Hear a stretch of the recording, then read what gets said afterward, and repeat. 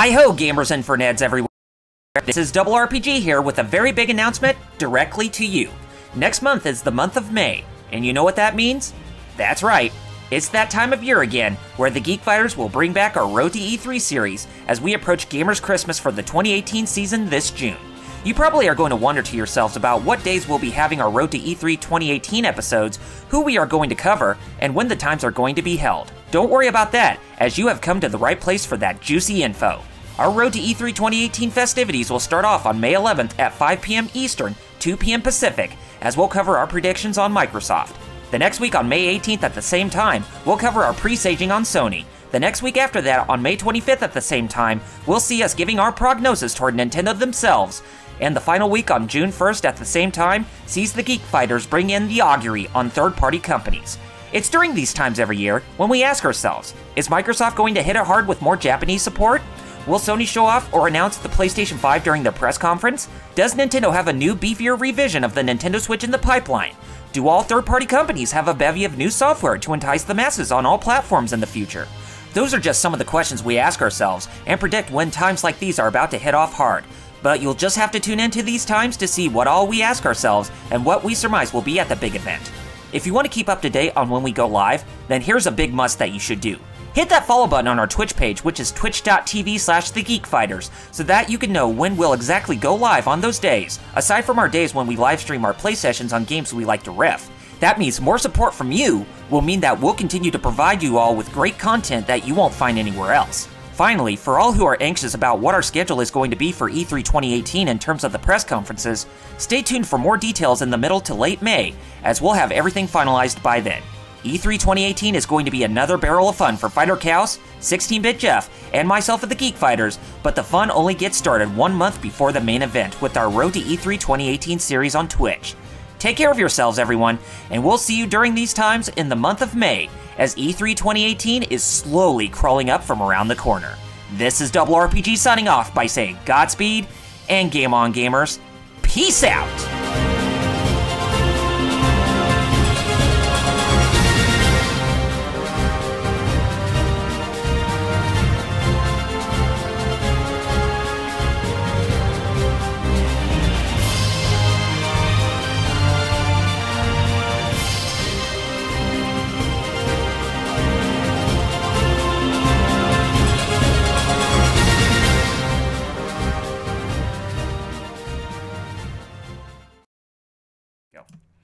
Hey everybody, it's RRPG here, and welcome to RRPG Livestream, where we're going to get back on track with playing The Legend of Heroes Trails of Cold Steel on the PC.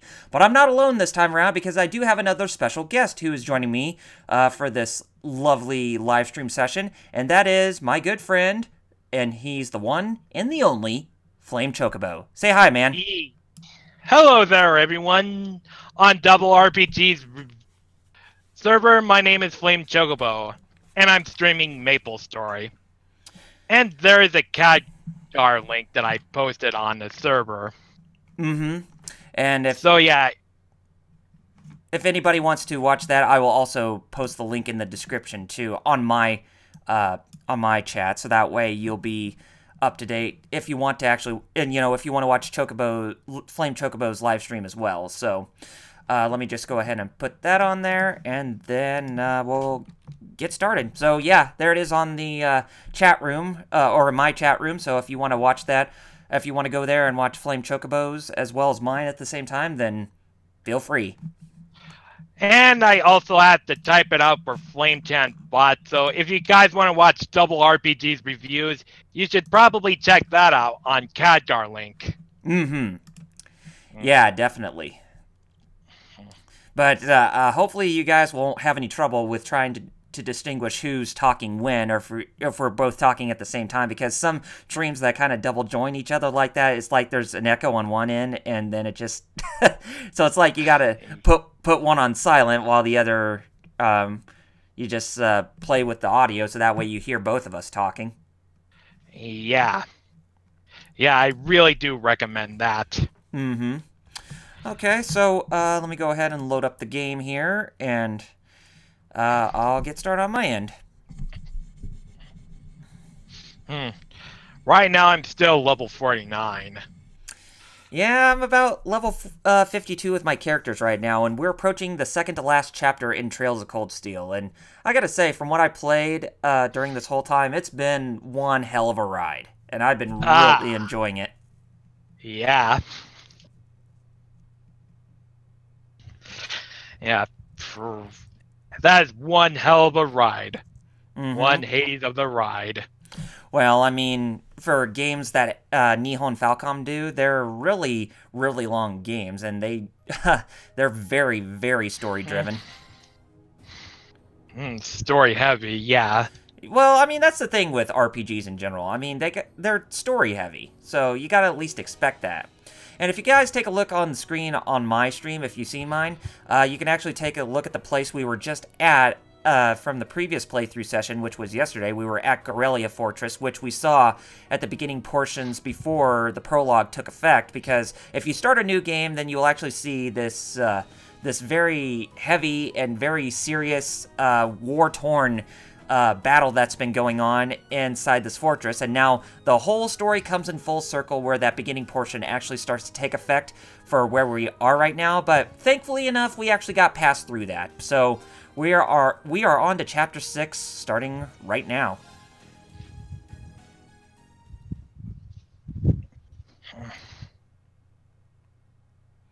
And we were on September 1st, and now we go to the middle of the month, which is September 15th, okay?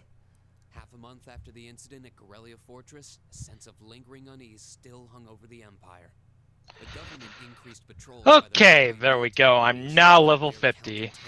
Guess I'm probably gonna go all the way to Rihanna Strait, because that's the place I always go for my characters.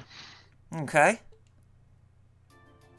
At the center of everything was the Imperial Liberation Front. They had allied with a terrorist group from the Republic of Calvert to attack the trade conference. Gonna talk to a lot of NPCs. Oh, and I think my puff ram is running low on getting really hungry, so I really need to get the pet food out of that storage. I see. Oh, and I need to sell my equips too. Oh yeah, definitely. I mean, you want to try and manage your resources very well when it comes to anything that's in role-playing game fashion, and MapleStory is definitely another one of those that's no exception when it comes to item or inventory management. Hey, yeah. Yeah, pretty much, and I'm mostly character hopping on MapleStory. That is like training Pokemon to fill Pokédex. Yeah, which is what I did in Pokemon Omega Ruby. Ah. Yeah, I've almost completed all the national Pokédex. Probably 718. Yeah. Oh, speaking of that, are you really looking forward to Pokemon the 8th Gen? Well, I know a lot of people are, but I got to see what all that they have are, or what they have worked on so far. Yeah. I really hope it turns out great. I hope so too. But it's just a matter of time until E3 arrives, because I'm pretty sure we're going to get our first glimpse of Pokemon on the Switch. Yeah. That's something I would like to see. And we both do. Oh, yeah. But truth be told, I'm not really heavy into Pokemon like a lot of people are. But I do respect the popularity it managed to gain. Yeah, starting with Generation 1. Yeah, that was the one that I played the most, was Generation 1. Ooh, man. And that concludes my biannual report. Yeah, pretty much I started also with Generation 1, and yeah, even the Japanese version, as much as I prefer that over the localized, it's just as outdated, if not more. Mm-hmm.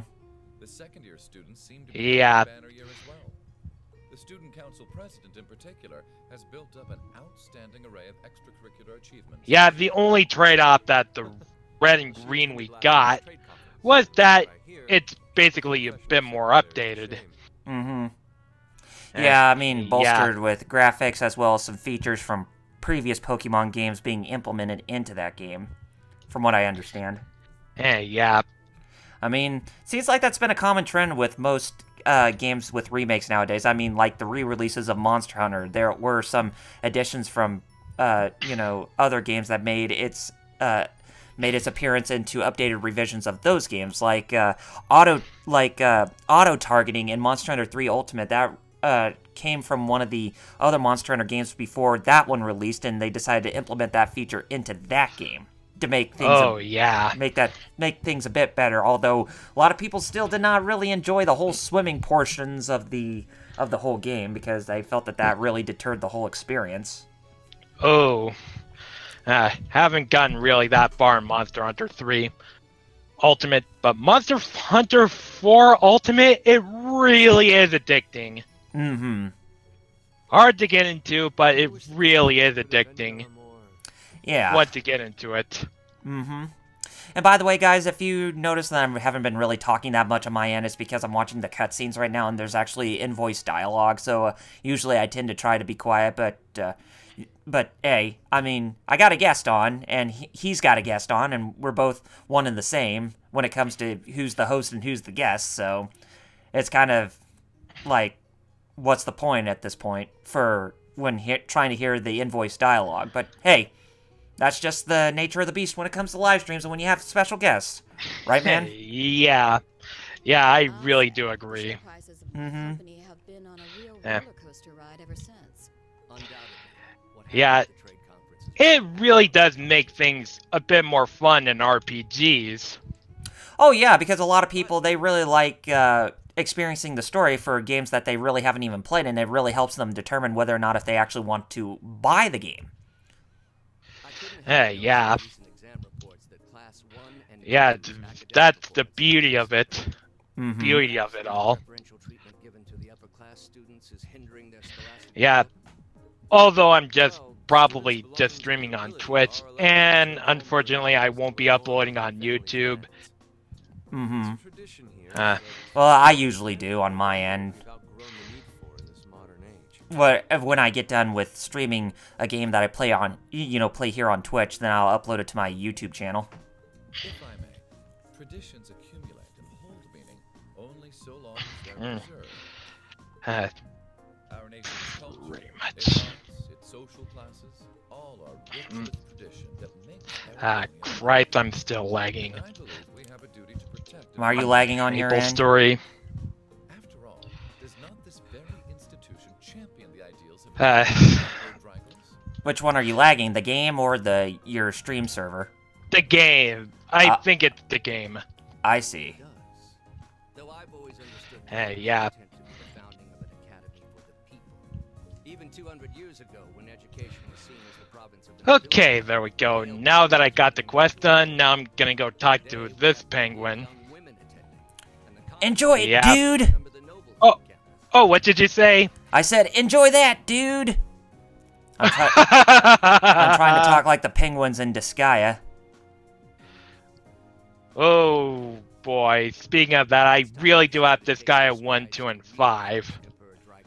Ah. 1 and 2 for the PlayStation 2, and this guy at 5, the complete edition for the Nintendo Switch. Are you looking forward to Disgaea 1 complete when it comes out? I might get one for myself. It is coming out on the Switch, since you do have the Switch on you.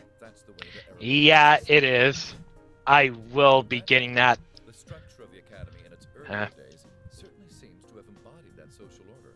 So yeah, pretty much there are a lot of games that I've been looking for coming out on the Nintendo Switch. Mm-hmm. And the game I really got was Galgun 2 Double Piece for the Nintendo Switch. I have never played any of the Galgun games, to be honest. I heard that they're actually quite fun, if you can manage to get past the whole fan service trope. Yeah. I mean, it's the same thing with Senran Kagura, which my friend Fighter Cal said the Geek Fighters really loves to play because they're actually really fun hack-and-slash beat-em-ups. Oh my god. I really do love Senran Kagura 2. Especially Senran Kagura 2 Deep Crimson, which is my favorite 3DS game of all time. That's one I haven't even played. The ones that I have on me are Shinobi Versus as well as Estival Versus. Oh, yeah. Oh, on what platform, I'm curious? PlayStation Vita for Shinobi Versus, because I do have the PlayStation TV little micro console that plays Vita games on the TV, and Estival Versus on PS4. I had to do a digital download on that because I was unable to get the physical copy. Oh, yeah. I really do recommend Senran Kagura 2 Deep Crimson, because it is my favorite of this series, and also my favorite 3DS game of all time. Mm-hmm. It even tops Pokemon Omega Ruby and Alpha Sapphire. Now, those are some very... that's a very bold statement right there. Yeah. Pretty much that's coming from the fanboy of Pokemon Ruby and Sapphire and Final Fantasy IV. Yeah, I mean, Fighter Kaus is also a really big fan of Pokemon Ruby... not Ruby and Sapphire, but he's actually a big fan of Gold and Silver, just so you know. Oh, yeah, Pokemon Gold and Silver. Both of those are good in its own right.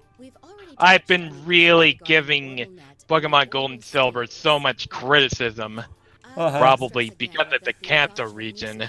Mm-hmm. Pretty much the way I really do get it. It's fun to traverse the Kanto region, but they took away some of the content, like Viridian Forest has been reduced to just a maze. Mm-hmm. Cerulean Cave has been completely removed, and Seafoam Island is just the gym for Blaine. I'm really glad the remake just restored the Kanto region for its glory. Oh yeah.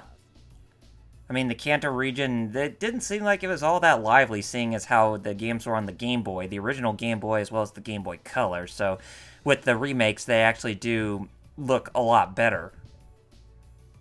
Yeah. Especially with Soul Silver and Heart Gold, when you can actually get access to those regions after beating the main game, like what you could do in the original Gold and Silver. Yeah. I mean, I've beaten both Heart Gold and Soul Silver. Mm-hmm. Yeah, which is one of the best remakes of all time. Mm-hmm. Yeah, it really is. Yeah, which I do have the entire soundtrack of Pokemon Gold, Silver, and Crystal, as well as Heart Gold and Soul Silver. Mm-hmm. Kind of like the same way with Pokemon Red, Green, Blue, and Yellow, as well as Fire Red and Leaf Green. I'm sure you all recognize the words of Emperor Drykos. They become something of a school motto here. It's my belief that Class 7's actions at Garrelia Fortress perfectly embody the spirit of that directive. And I haven't gone to the trumpets part. Protected the foundation of our world. No one ordered them to do it. They took action of their own free will. Because they knew in their hearts what was right. Yeah. Call it recklessness. Some may think it rash.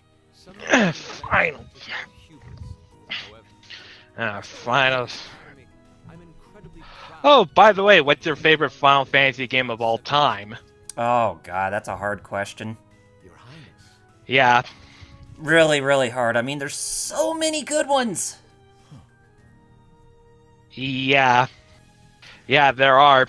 I mean, I really do love Final Fantasy IV the absolute most. If I had to say from a traditional sense, yeah, it's between that or Final Fantasy IX. but from a conventional sense, either 6 or 7. Yeah. Well, basically Final Fantasy VI in second place. Mm-hmm. When it comes to my favorite Final Fantasy game. Oh, yeah. Yeah, because Final Fantasy VI is basically just, it's really good. Although, one thing I really don't like about Final Fantasy VI, as well as Final Fantasy IV, is that both of these games are badly localized. Oh, yeah. Yeah. They seem to be showing remarkable growth. That much is true. Although I have no idea how much my daughter is. Yeah, Pokemon Red and... Immature. While I say Pokemon, that the Pokemon Red and Green that we got called Pokemon Red and Blue, it's not really as bad. Mm-hmm.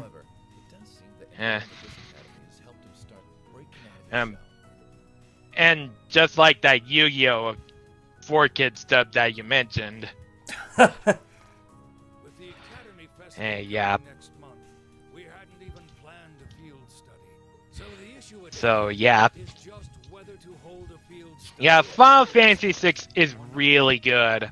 Mm-hmm. And I would probably recommend playing either the retranslated SNES, the Woosley translated version of it. Oh, let me look up a chat. Yeah, which is the one that I did a live stream. Mm-hmm. All right. I'd like to begin by Which I did a live stream of that.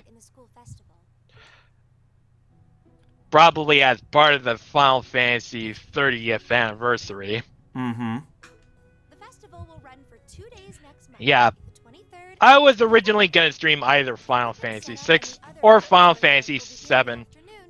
And sure enough, Final Fantasy 6 got the most votes, so I decided to do that. And I'm really glad I did a live stream of it. Mm-hmm. That's all the more reason to Well, that's good. exactly we want to do. Yeah. Some of our options include displays. I know a lot of people say when you play that game, you always get lost in its world and lore every single time when you play it. Sound right, Crow? Yeah, though no class. Oh, go ahead. Settle for just some simple display. What? Oh, yours. I might have accidentally cut you off, so... Oh, okay. I mean, every time when you're playing Final Fantasy VI and you go all the way through it, like every time when you do a playthrough on that game, I know a lot of people do tend to say that you always do tend to get lost with its history and overall lore in that world. I mean, come on. No one ever said, "Boy, we better rush to get." Hey, yeah. Pretty much kind of like my friend, one of my friends who is really obsessed with Final Fantasy VI. Mm-hmm. Like, really, really, really a super Feel free to say whatever comes to mind. obsessed with that. Oh, I mean, yeah. she even talks to me on Discord. I know that Privately. my co-host of the Geek Fighters, that when it comes to 16-bit Jeff, his is Final Fantasy 9, and when it comes to Fighter Chaos, his is Final Fantasy 8, believe it or not. Oh, Final Fantasy VIII. Yeah, the one that does have a steep learning curve to it, especially when it comes to the whole junction system. Would it kill you all to give just a Hey, teensy bit of yeah. cooperation? I know. Which is something I might play. Mm-hmm. I've gotten a bit far in Final Fantasy 7 With your nervous fidgeting. and 5. Say I'm surprised. I've also did a live stream of Final Fantasy 2, and oh my freaking god, that game is not good. Probably have even more cause for concern. Yeah, I understand that Square is trying to try something different with a franchise, but it's just the way to grind is not really that good. Yeah. Honestly, wouldn't surprise me if they just canceled it. Yeah, I mean, it's really a dichotomy when it comes to Final Fantasy VIII's grinding, because every time when you grind, your enemies grind with you, and you're always fighting enemies on equal grounds, and it's like you're always constantly being put in the challenge. On one side of the coin, people can see that as a benefit, while others could possibly see that as a detriment. But there are other things that go along with the learning curve, you know, like leveling up the whole Guardian forces and getting all their abilities that you can use for your own, and getting all the magic spells that you can junction with your stats, as well as getting all the pieces of or the items that you can use to forge your own equipment, you know, your own weapons, essentially. I can't say I have any particular feelings of attachment to Yeah. but I refuse to accept Pretty much, I might give that game a try. I'd say give it a try if you can muster up the courage to do so, and if you can definitely manage to play through it and get past its intricacies and all that, then it's actually not that bad of a game story-wise. Especially with And I also have Final Fantasy IX for the PlayStation. Yeah, I can see what you mean. I even bought myself that along with Crash Team Racing, Funky Skunk, and I bought the Wii remake of remake of Klonoa, because the PlayStation version of Klonoa is really expensive. And yeah, pretty much. Oh yeah, the reason why I brought up Klonoa, because one of my old friends, when I was in my teens, just gave me Klonoa for the Game Boy Advance, Empire of Dreams. And it is a really good platformer with pre-rendered 3D graphics.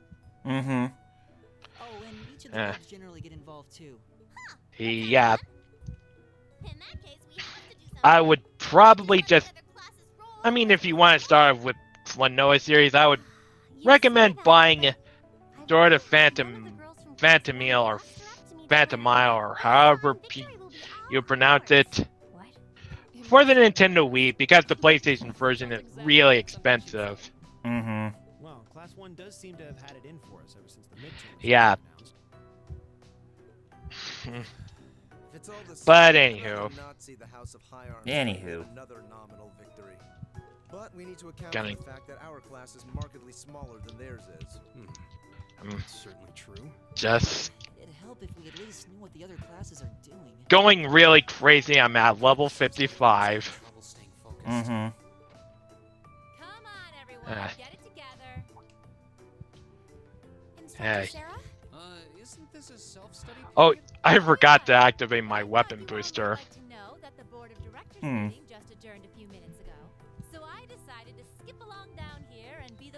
Oh, are you in a cutscene?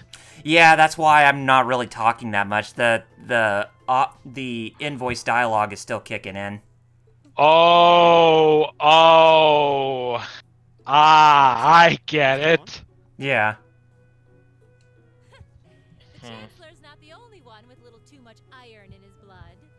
I'll keep a bit quiet until the cutscene is over. You mean it? So that's how it is. You know, even though they're always hard work, I actually feel a little relieved. Considering all that happened last month, we'll need to be especially careful this time around. Still, it feels like our field studies are a big part of who we are as a class. Yeah. They're kind of a pain, but oh well. We should be grateful to His Highness and the directors. That's good news. Seeing the hard road and the easy road, then picking the hard one anyway. That's youth for you. It also sounded like His Highness and the directors will be taking off in pretty short order. So I'll let you guys out of study hall early to go see them if you want. Oh. If you say so. I think I'll take you up on that.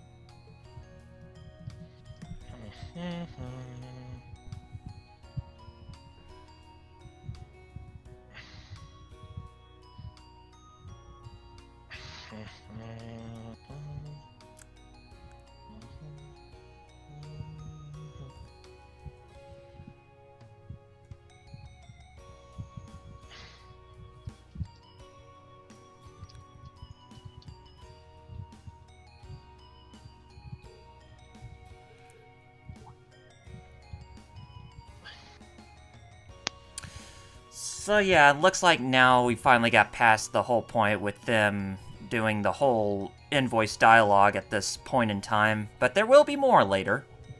Yeah. Okay, be sure to let me know if you reach to the point where there is a lot of voice dialogues. I will let you know when I get to that, but yeah, we're pretty much at a good spot to where we can resume our talks if we want to. Hey, yeah.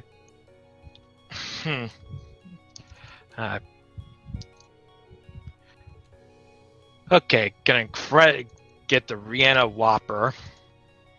Rihanna Whopper. That's it. Yeah. That sounds like a lineup of Whoppers you'd get at Burger King. This is Burger King. Mm-hmm. Oh yes.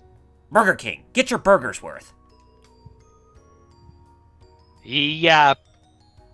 Speaking of that, that one commercial I saw in Review Tech USA's video about net neutrality, there's a commercial about the Burger King where you probably have to pay more to get faster burgers. Yeah, and I really do enjoy that. But honestly, I really have not watched Richard Review Tech USA's videos as of recent because I kind of grew distant of watching his content.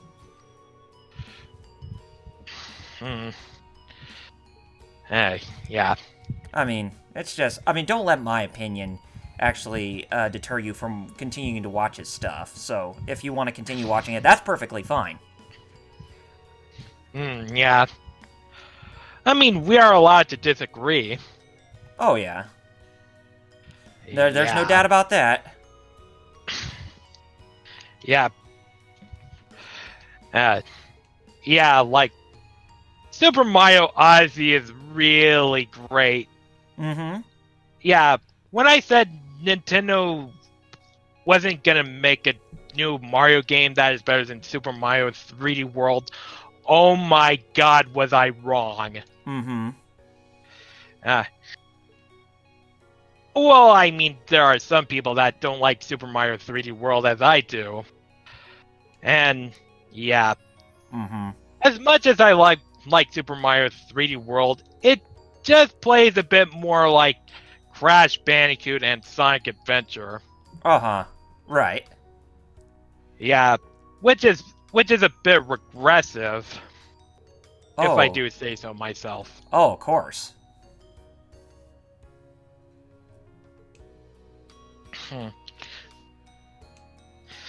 But...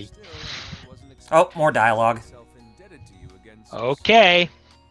Without your intervention, the Chancellor and I would have met our maker in Crossbell. Don't mention it. We're just relieved you're all okay, Your Highness. Indeed. I'm glad you were able to focus on making a positive contribution at the conference. I wish I could tell you that's exactly what I did. I could scarcely find a place to chime in once the Chancellor and the Republic's president got going. Though the mayor of Crossbell managed to dumbfound even them. I presume you're referring to his proposal for Crossbell's independence? Hard to believe it could actually happen. Well, as long as both Erebonia and Calvard refuse to accept it, the likelihood of it actually happening is incredibly low. Still, they're planning to hold a referendum on the issue to see if the population is in favor of it. So there'll be plenty more chances for disputes to break out over the issue. Well, neither of them want to lose all that sweet tax revenue from Crossbell. Half of it flows into the provinces too, so like, fat chance the noble faction's gonna take that lying down. Milliam. I swear, this kid has all the delicacy of a rock to the face. So you're Milliam, are you? Your name seems to have come up with increasing frequency lately. I was hoping for a chance to see the famous Eric Getlam in action, though. Oh, sure thing. Come on, Lamp!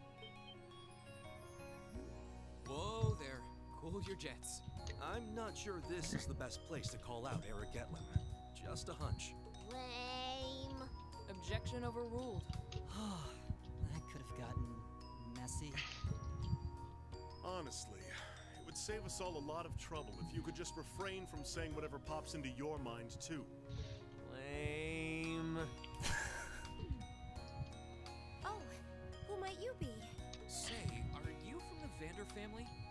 one who serves as the prince's bodyguard? Oh, did Neidhart mention me? Mueller Vander. That's his I'm name, Mueller this Vander, character. The 7th Armored Division. I was with the prince at the conference in Crossbell, so I'm in your debt as well. Glad to be able to thank you personally. The honor is ours, sir. It's an honor to meet a member of the esteemed Vander family. Ah, so you're the Radiant Blade Master's daughter. And you must be a practitioner of the 8 Leaves, 1 Blade style. I'm always happy to meet fellow students of the sword. Oh, and you must be the young man from Nord who my uncle wrote a reference for. Yes, that would be me. I owe a lot to Lieutenant General Vander. It sounds like he's in your debt as well, with everything that happened in Nord a few months ago. Well, you all seem like dependable young men and women. Perhaps the prince's idea had some merit to it after all. See? What did I tell you? And it's not just Class 7 either. The whole academy seems so full of life. Perhaps I should take this opportunity to break down social barriers by getting to know all of them in the academy's pool. If you really want to work up a sweat, I'd be glad to let you run back to Heimdall. If you kept up a good sprint, I'll bet you could even make it in a couple hours. You'd actually make me do it, too. Cruelty. My name is Mueller. It's like their hearts practically beat in sync. That's certainly one way to look at it. I wonder how long they've known each other.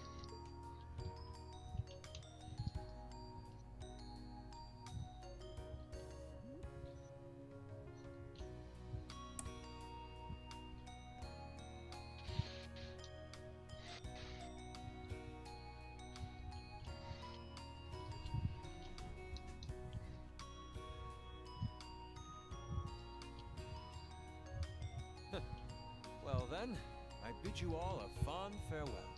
I hope we have the chance to meet again soon.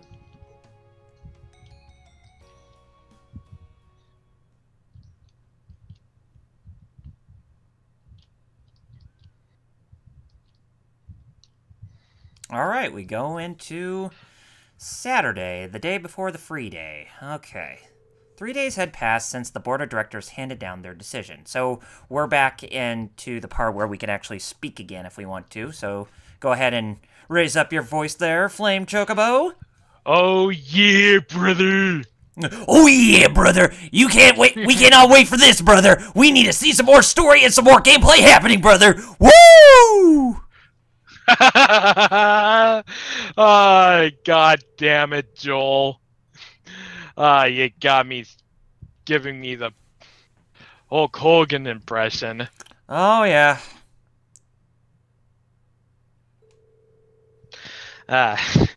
Yeah. Mine thought Joel is probably one of my favorite streamers. Mm-hmm.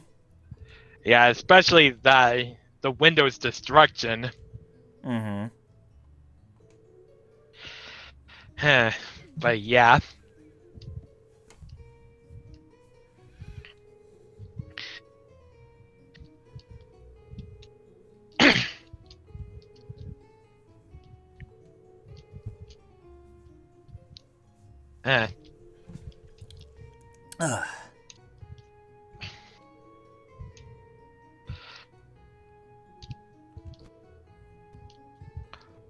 Oh, there we go. I'm just doing it right. I was kind of a bit worried about...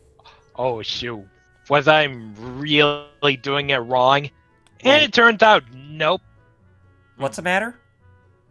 Oh, doing the quest. Oh, I see. Yeah. Pretty much the drop rate. Mm-hmm.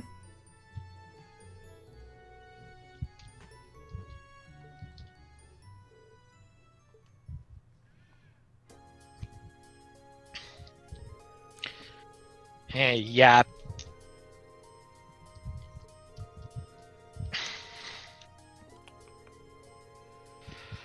And yeah,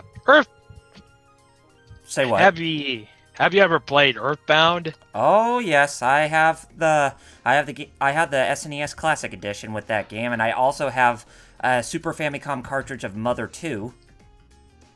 Oh my God, I'm so jealous that you have the SNES Classic. I buy one. And I really need to buy one. Yes, you do. Missing out on some good stuff. Especially Star Fox 2. Never before released. Oh, yeah. That's actually pretty fun, even though it is on the short side. Hey, yeah.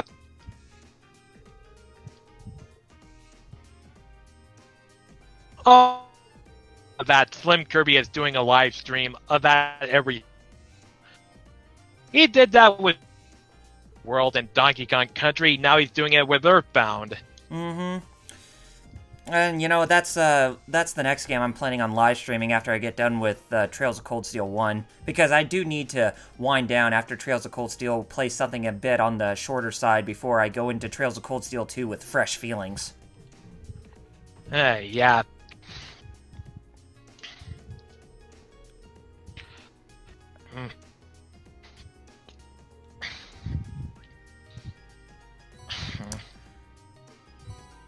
Yeah, pretty much. Oh yeah, are you gonna get Yeast 8? Oh, what? Yeast 8 Lacrimosa of Donna? I already have it on PS4. Yeah. But I do plan on... Oh, yeah. I do plan on possibly buying it on the Nintendo Switch, but I'm not even sure at this point yet. But, you know, I'll say never. And I did play a little bit of Yeast 8 on the PS4. Still, great fun Yeast action like you would expect from Nihon Falcom's, I would say, their flagship franchise, aside from The Legend of Heroes, which I'm, you know, of course, playing Trails of Cold Steel right now. Yeah. I will get that on the Nintendo Switch, and I'm really glad the Nintendo Switch is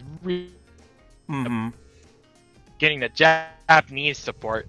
That is so much better than the PS4 and especially the Wii U. Admittedly. Which game was that? Oh, Yeast 8 we were talking about? Oh, no, you said Yeast 8 for the Wii U. It's like, when did it ever come to the Wii U? It's coming on the Nintendo Switch. Yeah, it is coming to the Switch. I said it. It's just, I'm so glad the Switch is getting better Japanese support very early. Definitely, but, it kind of makes me wonder, going forward, if the games that they should be getting for the Nintendo Switch should still remain as ports, or should they get some more original content? That's tailor-made for the device. Because I think that's what's killing... what's really hurting third-party support, is that they don't want to put in the time and effort to actually bring about original content that's tailor-made for the system. Instead, they just want to make games that are... port some of their back catalog onto there, because they're already busy making new installments on the stronger platforms. And it's very discouraging when you think about it. A bit. Just a smidge. I mean, I'm not against them getting their games on there, but it's like, I just don't want that to be like the consistent norm going forward. You know what I mean? Yeah. I mean, yeah, it's been really crazy. So, did you hear about the news about Nintendo's current president is stepping down on the 28th of June and being succeeded? Yeah, well, what are your thoughts about that? I definitely am very curious to know your honest opinion. Honestly, I'm really quite shocked. Legitimately. Did you think that Kimishima was actually doing a good job, or did you think that he was actually kind of going in a different direction than what Iwata and supposedly what Shuntaro Furukawa is possibly going to come up with? Well, I really do think Kimishima did better than Satoru Iwata. He even acknowledges that the Wii U wasn't doing so bad. It was just, it confused a lot of consumers. And right. And like Yeah, it's really, and the technology wasn't really that developer friendly with a lot of companies. Yeah. So you got True. So you got to have a good balance of, having hardware that will be appealing for companies to actually develop for, as well as bringing about the features that gamers actually want to see in those, next-gen consoles and all that stuff. Like, and especially the features that they actually want to see with future games. Like, online, for instance, with some of those legacy IPs, for instance. I mean, they try experiment with different ideas, but just like, traditional stuff that could be a good experimentation for at least one game. Like, maybe like a new Super Mario Brothers game with, online gameplay. That would be actually good, even if they just wanted to try that as like a one-time thing, then I definitely would have no qualms against that. Okay, am I really done with the quest? Let's see. Because when you think about it, they're, broadening their horizons instead of just being complacent with what they're doing.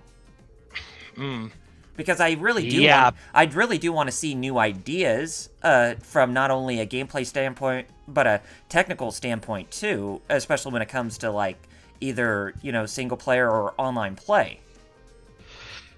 Hey, yeah. Yeah, that is something I would really like Nintendo to improve upon. Yeah. Yes. Oh yeah, have you ever heard that Night Trap was gonna be released on a Nintendo Switch? Yes, it is. And I'm very surprised that they actually managed to get that deal pulled off. Yeah, which is really strange because remember when Howard Lincoln say that there won't be any Night Trap on a Nintendo platform? Here we are. We're getting Night Trap on the Nintendo Switch as well as other platforms. It's crazy. Right. But, I really wish that people like Reggie Fils-Aimé would have had that aggressive nature with trying to get, games onto the Nintendo platforms, but like Howard Lincoln and Minoru Arakawa did, because when it comes to Reggie Fils-Aimé, he just doesn't seem like he has that instinct to actually do that. I really do agree. And that's coming from the guy that has the same birthday as him. Oh, man. You have the same birthday as Reggie? Yeah, I do. Oh, man. If I could see you right now, I'd definitely give you a hug in sympathy. Yeah. As Yugi would say in the Abridged series, it's crazy! It's crazy that we're playing a children's card game of all of a sudden. Yeah. Yeah. Come on, Taya, it's Weevil! What's the worst that he could do?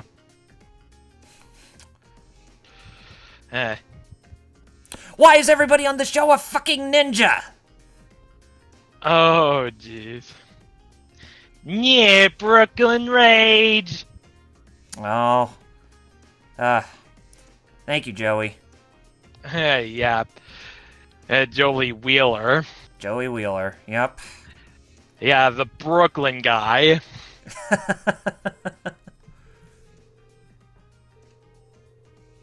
Okay, now I'm just gonna have to macro... And he even did sound Brooklyn in the 4Kids dub, too. So it's like... Does 4Kids not even know how to respect, original source material? Do they really need to make their content that hip for the kids? Because doing that, that's not gonna put a good... not gonna place a good image on you as a company. I mean, I know you want to make stuff for kids, but, like, it's like, no! Just stop! That's the reason why you lost One Piece to begin with. Yeah, 4Kids is really crap. I really do agree. Yeah, but I mean, seriously, who in their right mind thought it was a good idea, or who in their weird mind thought it was a good idea to insert, like, rap motifs or hip-hop motifs into One Piece when it was nothing like that? Yeah. Geigo!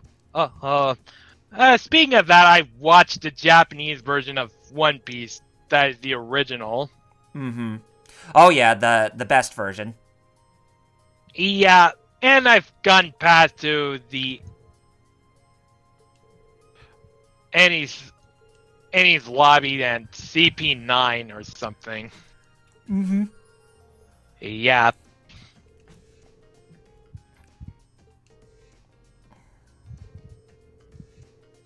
And yeah, One Piece is a decent, good anime, in my opinion.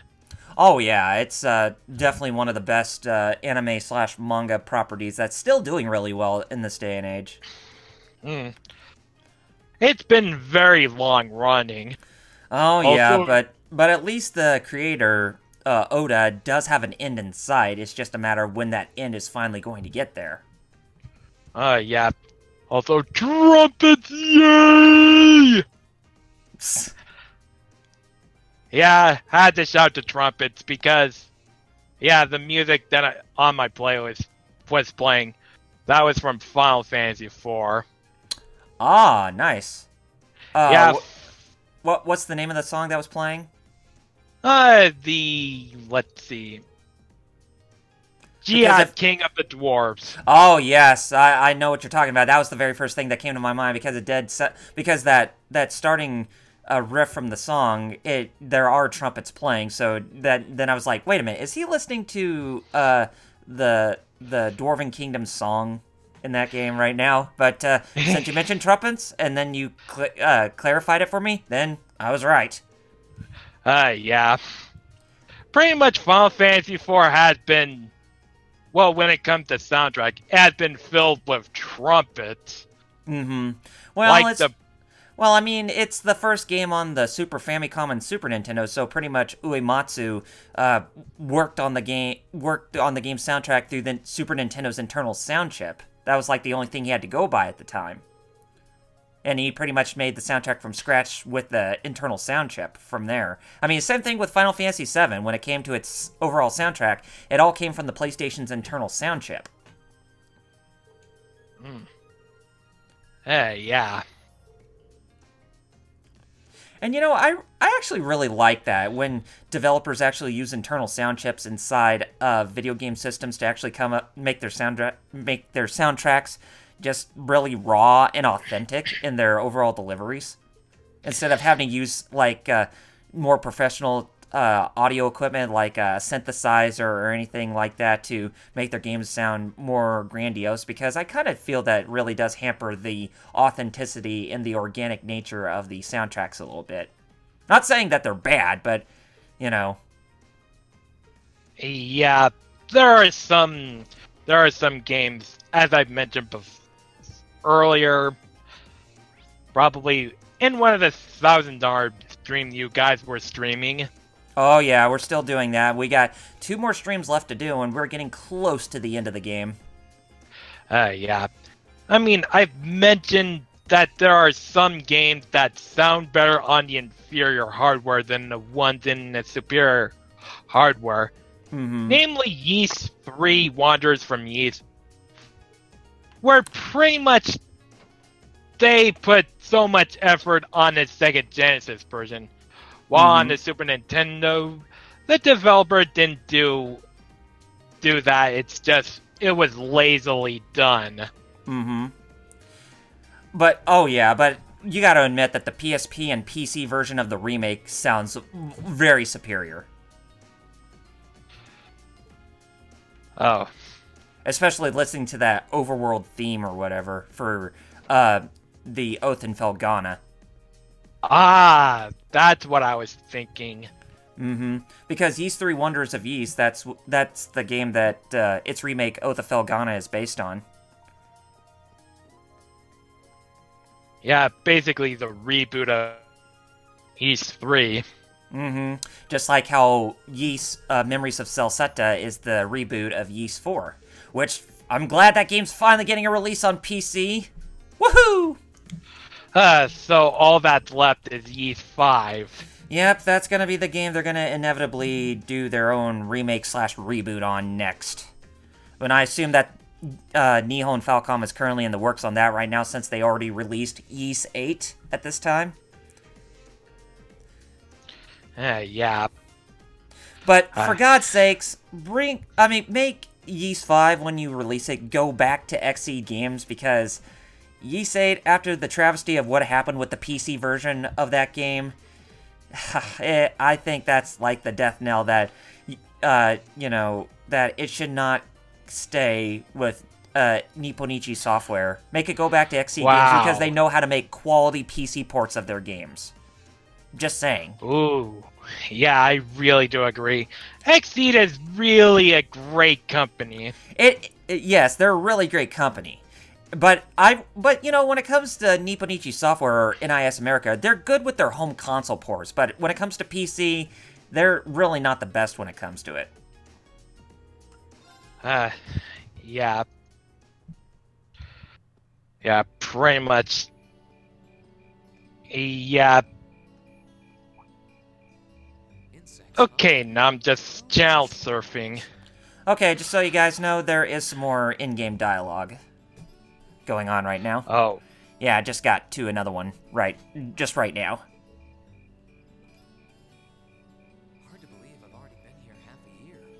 The festival used to seem so far off. Now it's just next month. The past 6 months really have flown by. Huh? Is that you, Reed?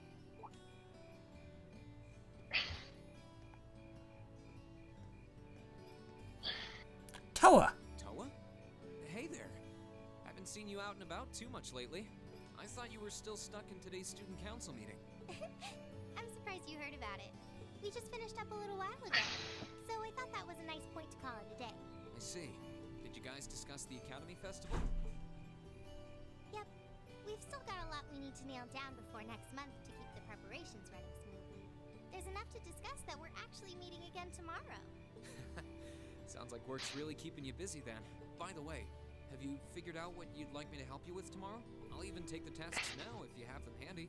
Oh, I usually sort those out before I go to bed. I guess I could go over them now, but there's some shopping I really need to do. Sorry, is it okay if I get them to you tomorrow morning like usual? That's totally fine. Ring, there's something I want to tell you. And I'm sorry it's taken me so long to say it, but I want you and everyone from Class 7 to know how grateful I am for what you did at Garrelia Fortress. Oh. It's fine, really. We've gotten plenty of rounds of thanks for it already. We just kind of ended up in the wrong place at the right time. We were lucky the instructors were there, and... That doesn't change the fact that you saved my life. I wasn't on the same floor where the conference was being held, but if a shot from the railway guns had hit Orcus Tower, I doubt I'd be standing here today. Toa, I'm just glad you're safe. Thanks. Anyway, I feel like I'm just kind of babbling on and repeating myself now, so I'll stop myself here. Huh. She's awfully conscientious, isn't she? Oh, you said you were on your way out to do some shopping, right? Is there a lot on your list? Well, a pretty good amount, I suppose. Oh, and I just remembered I need to pick up that stuff at the bookstore, too. Then after I get everything I need at the general store, I might have to make a trip back here to drop it off. You could do that. Or I could come along with you and help carry all those bags. So how about it? No strings. I just feel like you could use a hand. Oh no, there's no way I could drag you along on all my errands. I mean, sure, it'd be a big help, but I just feel so bad asking you to do it. Ugh, that makes it sound like deep down I secretly want you to come, and that's not... Well, if it eases your conscience, there's actually something I need your advice on. It's about my class and what we can do for the upcoming festival.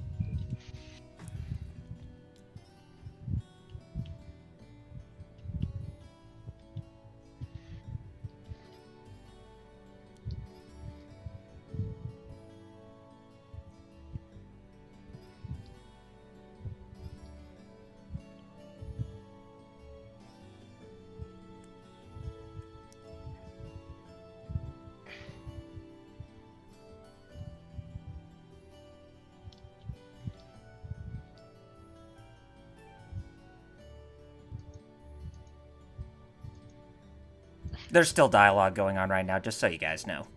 Yeah.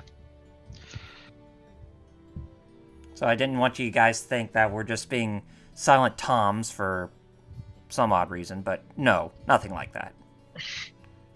Or Tom and Jerry. Yeah, Silent Tom and Silent Jerry. That is a really good cartoon. Oh yeah. So legendary. One of the oldie buddy goodies.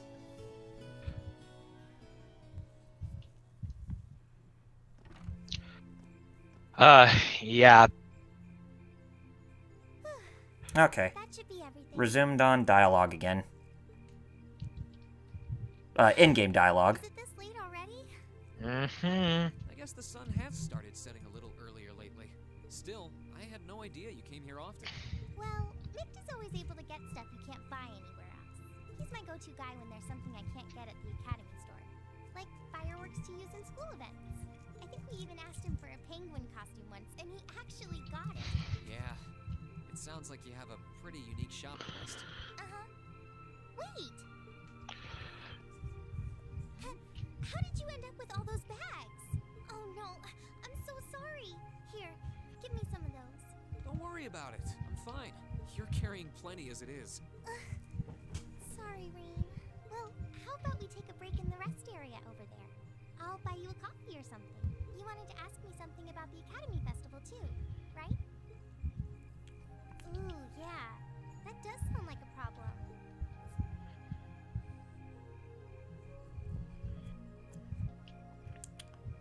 Well, your class doesn't have enough people to do anything that involves large-scale equipment or decorations. You all could get together and run a little cafe without any problems, if you all wanted to do something like that. I'd thought about it, yeah. Still, if we're going to do something, I at least want it to be as impressive as what the other classes are doing. Feeling a little competitive, aren't we, Reem? Well, you have enough people to put on a play or run a game tournament, but other first-year classes have already applied to do both of those. I see. I don't really want to copy an idea another class is already doing. Actually, didn't you, Crow, Angelica, and George use the stage for your exhibit last year? You heard about that? How much do you know? Not too much. All of them seemed to dance around the details. One thing they all agreed on, though, was that it was a real hit. Me and my big mouth. You really want to know? If you don't mind telling me anyway. Who knows? It might help me think of something Class 7 could do. Well, if you insist, I can't turn down a chance to help a sweet, fledgling first year, especially after how much you helped me. I'll reach down to my toes and muster every last bit of courage to tell you. Thanks. Was it some kind of traumatic experience or something? Well, in short, we put on a musical performance. A little concert of sorts, you could say. Wow, really? I wouldn't have expected that from you guys. So you can play an instrument then? I'm afraid not. That's how I got stuck being the singer. Angie, Crow, and George all played for the show, though. Wow, that actually sounds like it'd be a lot of fun. If we put on a musical show, I'm sure Elliot would be a big help. So, what kind of music was it? Classical? Folk? Show tunes? Well, it's hard to describe, but it was passionate. Really modern. I'm not sure I get what you mean. Well, it's not really a genre that's caught on in the Empire yet. You definitely wouldn't hear it played in Heimdall's Opera House, that's for sure. Huh? Alright. Do you have some free time tomorrow evening? If you can't come until after you're done exploring the old schoolhouse, that's okay with me. Tomorrow evening? Yeah, I should be free. Should I meet you in the student council room? Oh no. Can you go to the computer room in the main school building? Sure thing. Does this have something to do with the concert you held last year? You'll just have to find out tomorrow night.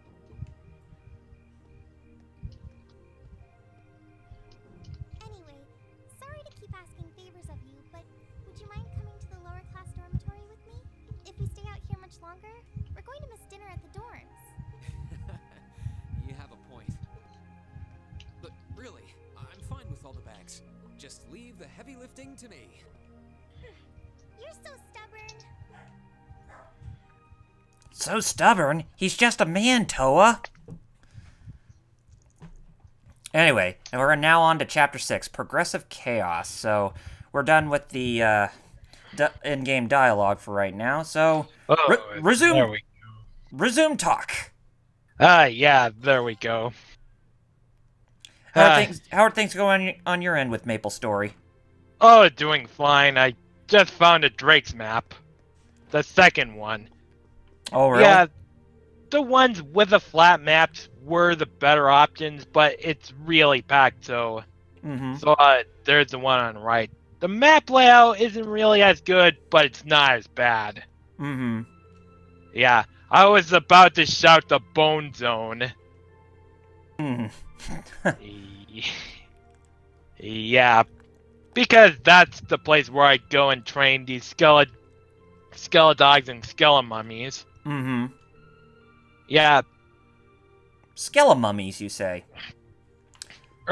Mummy dogs. Mummy dogs? I see.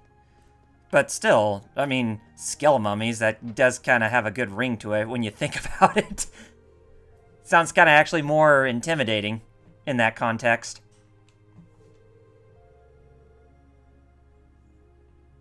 Yeah. Yeah, I always, or mostly solo train. For the, like, very mostly on Maple Story.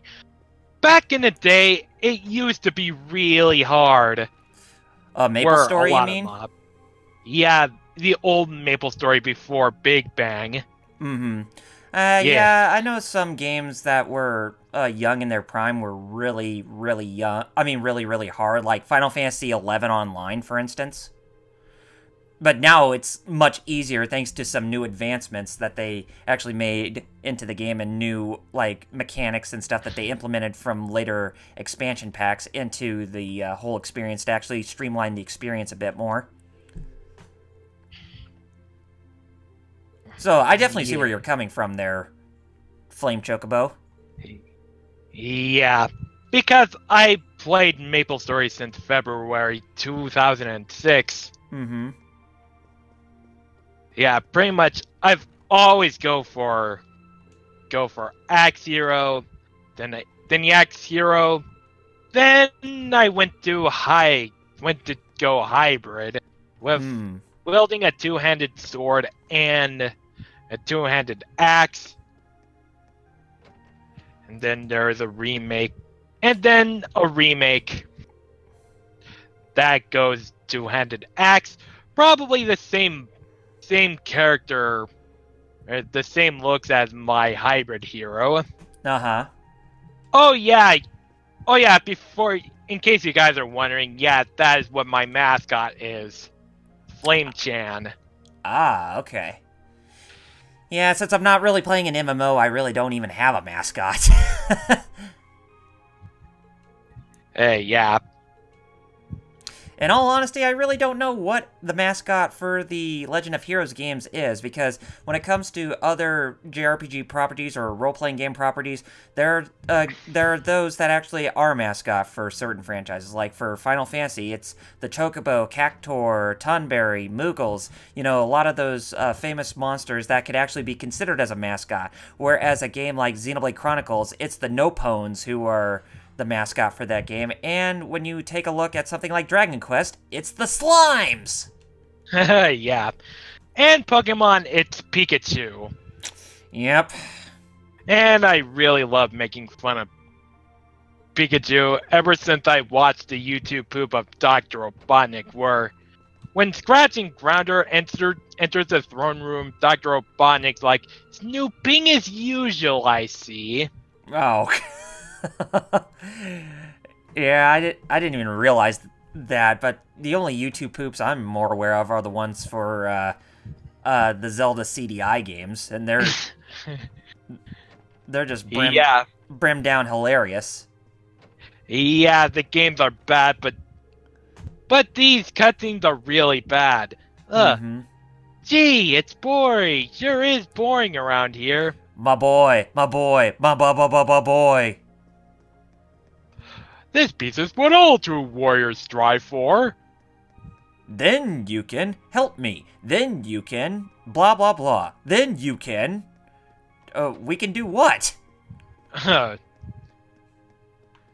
Then we can talk about mercy. Take him away. Then you can eat an Octorok cock. Ooh. Wow. Jeez. Yeah, YouTube poops were a thing in the late double O's. Mm-hmm. Oh, back then when YouTube was fun, but nowadays, not anymore. Seeing as how, how much they've changed with the times. Yeah, especially with these corporate douchebags of Google. Yeah. How they're trying to make YouTube more centralized as a TV platform, and instead of it being about the creator, the content creator, because that's what it means, YouTube. It means you are the content creator, but not anymore. It's a complete mockery of the stance it goes for. Hey, yeah. Thanks, Google. You've ruined YouTube. Yep, and you're ruining a lot of people's future on YouTube, especially when they're doing stuff like trying to make a career out of it, as well as people who are getting demonetized on a daily basis. Yeah.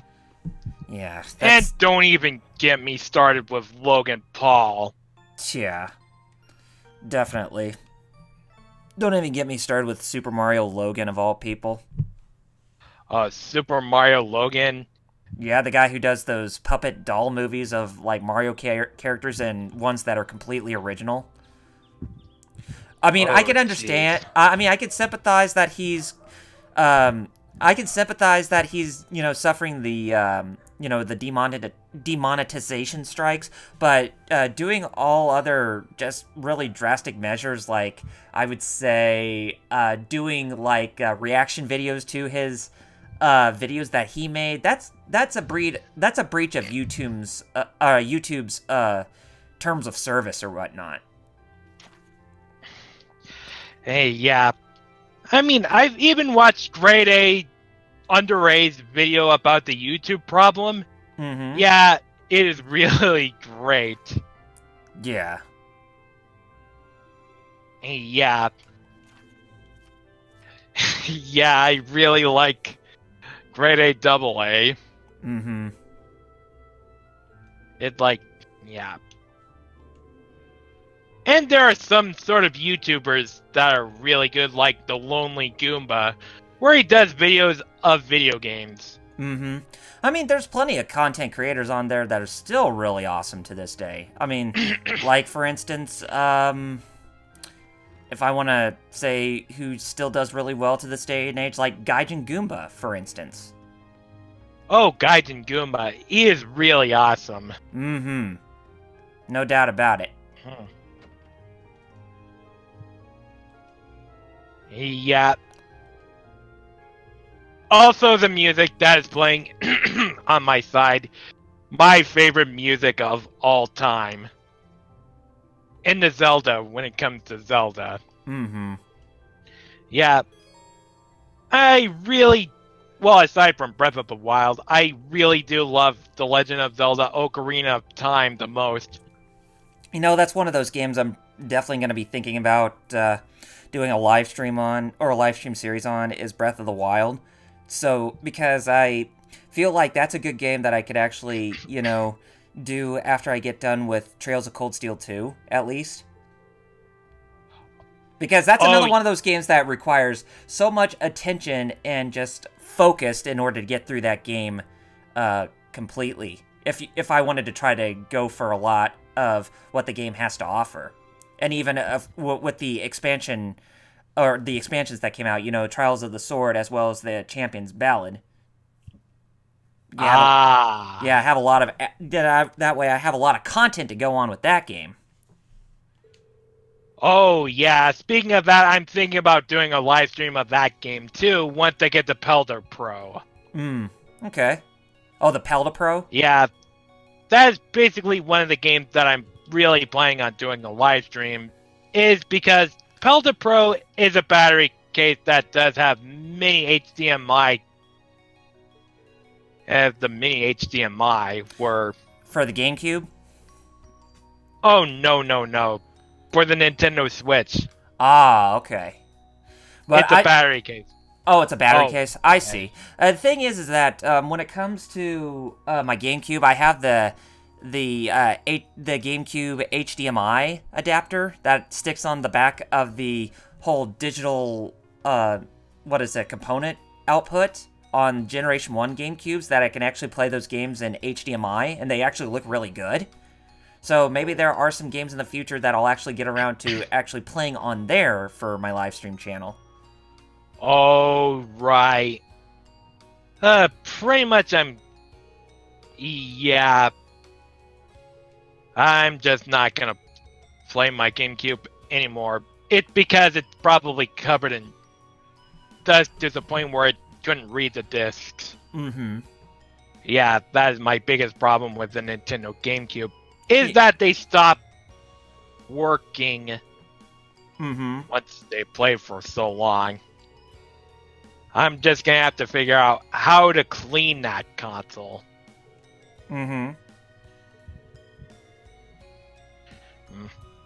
Yeah, I mean, GameCube is basically an underrated system. I mean, it has a lot of good games. Though the reason why it didn't sell that great is because it uses mini discs. Right. Yeah, I get that. And it had very short memory, too, when it came to its processor. Yeah. I get that Nintendo is trying to stop piracy, but why would you use a small disc? Right. And hello there, 16-bit Jeff. Welcome to the stream. I got FlameChocobo as a special guest, in case if you haven't even heard. Or I'm sure you probably already know, since I already told you, in the Geek Fighters Facebook group. Or Discord chat. That too. Yeah. And right now I'm playing MapleStory. Level 64. Level 64 Knight. Oh, wow. So you've actually gone through a lot more with MapleStory? Now you're at 64, you tell me. Yeah, it's so easy to grind nowadays. Back then, it's so hard. It's just a child's play. And in case you're wondering, yeah, I made a new MapleStory chat layout, probably in 1080p, which you probably should see that reboot sign, which means I play on Reboot and no other servers. Oh, yeah. The server I started was Embera. Then I migrated to Windia and Big Bang. And now it's Reboot. Yeah, the reason why I like Reboot more is that you don't have to deal with trading and stuff and scrolling. Yeah, it really does take away the stronger weapons, but yes. But it's so stressful. Okay. Right. I know what you're talking about.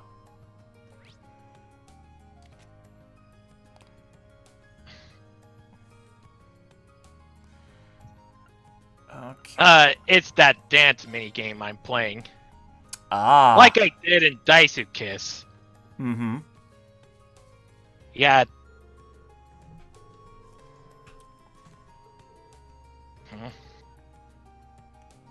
Say what now? Is there something else that's on your mind?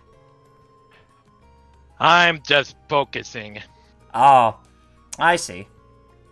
Kind of like what I'm doing quite a lot. I mean, don't worry, there's no in-game dialogue going on or anything right now, but I'm just, when it comes to JRPGs, I'm just really fascinated to just embrace myself into the stories and what's going on. Dance minigame has been complete. Nice. Nice. What is it? No, you're gonna play.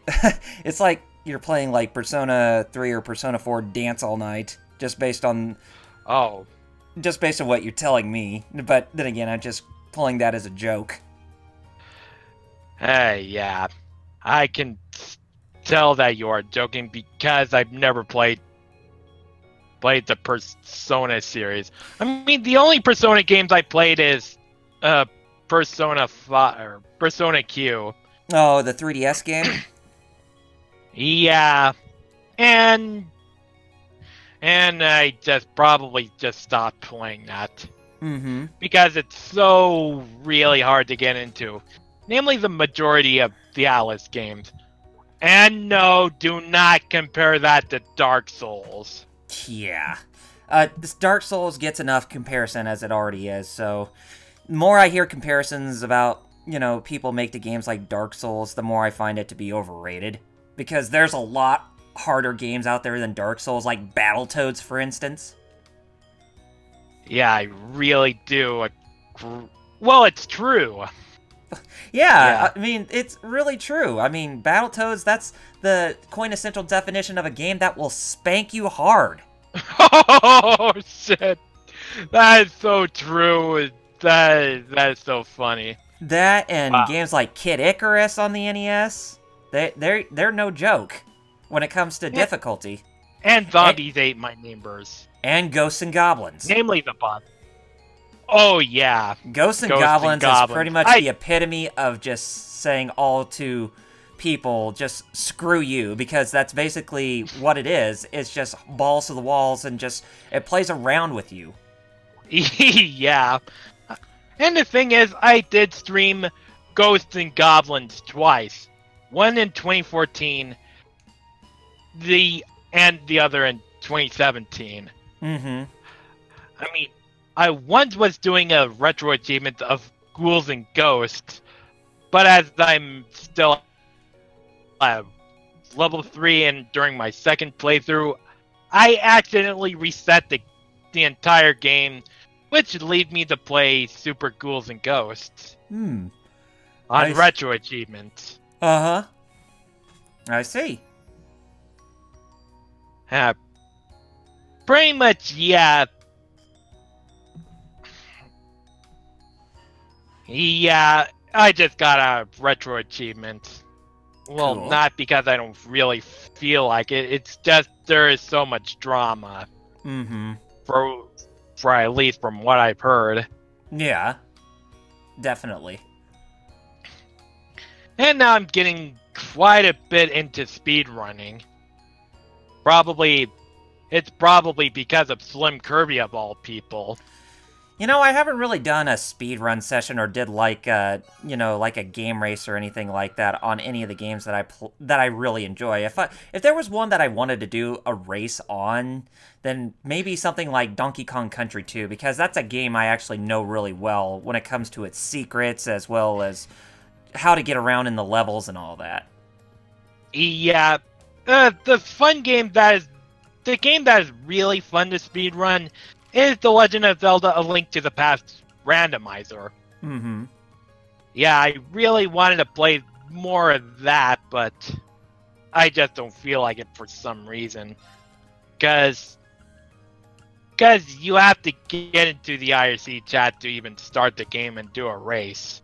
Oh, and the problem is the IRC chat doesn't work while I'm at my grandma's. Mm-hmm. I mean, it's just so hard to connect. I tried doing that, but it's not an easy feat, pretty much. True.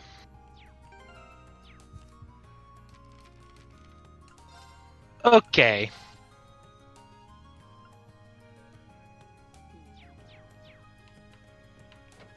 Oh, I definitely see where you're coming from, though. Yeah. And basically... Yeah. I mean, if I really want to do a race, I want to do it normal. Mm-hmm. I just don't want to use MIRC at all.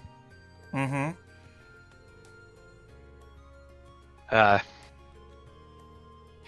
Yep.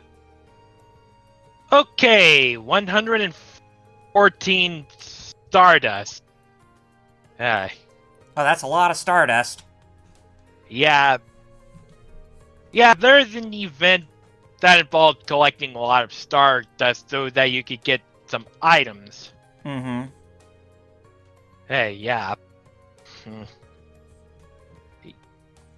And Jeff says, looks like Microsoft is going to be serious come this year's E3 and going into next gen. That's going to be very interesting, and there's a Twitter post. But like I said, when it comes to a game like this, I can't get my mouse cursor out of the game because I guess Xseed's PC games made it to where they can't allow you to get your mouse cursor off of the game when it's, you know, in motion. I guess that's a feature I do need to look at in the game's settings if I actually want to get access or get my mouse to get access outside of the gameplay, but I can't really do that right now. Yeah. I mean, I can understand that Microsoft and possibly Sony are, you know, in the process of about to go into next gen at this point, since we are in 2018 and it's been nearly 5 years since both those consoles launched. Kind of like Nintendo did. Mm-hmm. With the Nintendo Switch. Yeah, but although it's been 1 year for the Nintendo Switch, and when it comes to the Nintendo Switch, I'm ready for a revision to come about, that it can actually, you know, handle a lot better than the OG model, and actually get more games on there that could actually run a lot better, or at least get some of those games that actually came on there first to actually look and run a lot better, at least. Yeah. And I'm just gonna have to embrace the trend where there are gonna be a more powerful hardware revisions and some stuff. I remember saying that it was gonna be it is a bad idea, but but yeah, it's probably gonna have to be the thing we have to embrace. Oh yeah. And that is kind of hypocritical on my part because I gave Nintendo New 3DS a 3 pass, while during the critics bash to PlayStation 4 Pro and Xbox One X. Yeah. Cool. Just gonna go. Hey. Oh yeah, Maple Story 2 is coming out. And there is a closed beta that I'm gonna be doing I will be doing a playthrough of that. I'm not sure if you can live stream Maple Story 2, because some companies may or may not allow you to stream games. That's unfortunate. Well, the ones that are in beta or something. Uh-huh.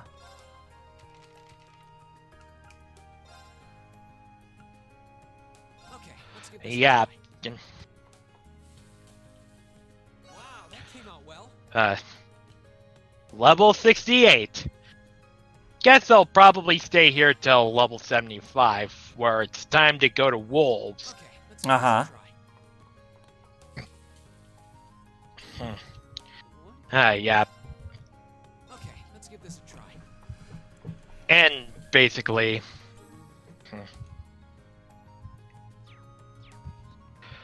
And yeah, Senran Kagura Shinobi Reflections. While I'm looking forward to getting that game, I'm a bit depressed about it. It's basically just a dating sim. I was really expecting that to be kind of like Senran Kagura 1 and 2, but I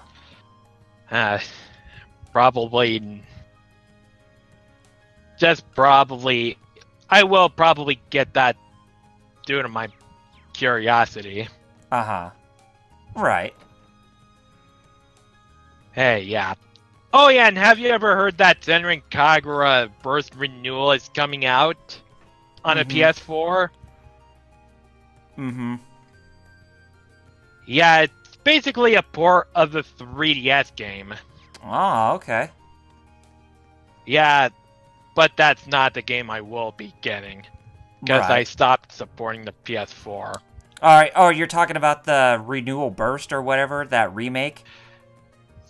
Yeah, Senran Kagura Burst Renewal. Yeah, for Burst the Renewal. PS4. Mm-hmm. Yeah, I know what you're talking about. Which one was that a remake of? Senran Kagura Burst for the 3DS. Oh, the very first Senran Yeah, the very Kagura. first Senran Kagura. Yeah.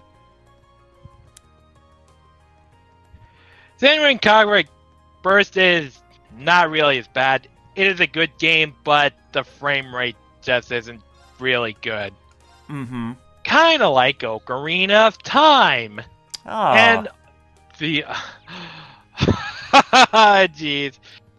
As much as I love Ocarina of Time much more, it probably goes lower than 30 frames per second. Mm-hmm. The frame rate isn't really that good. Yeah. Yikes. And that's a 1998 game. Mm-hmm. Oh, yeah. I mean, it hasn't really aged well when you think about it. Which makes me very glad we have a remake of Ocarina of Time on the 3DS. It looks so much better, runs so much better. Mm-hmm. And it's probably had a lot of good features. Oh, yeah. It does have some good features to it.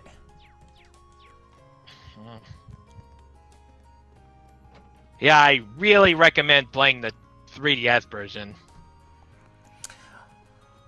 And I do have the 3DS version, as well as the 3DS version of Majora's Mask. Oh my god, Majora's Mask 2. Probably one of the much-needed remakes, kind of like Heart Gold and Soul Silver. Mm-hmm. Because I really couldn't get into Majora's Mask for the N64 due to a time limit. Mm-hmm. Where the moon comes crashing down. Right.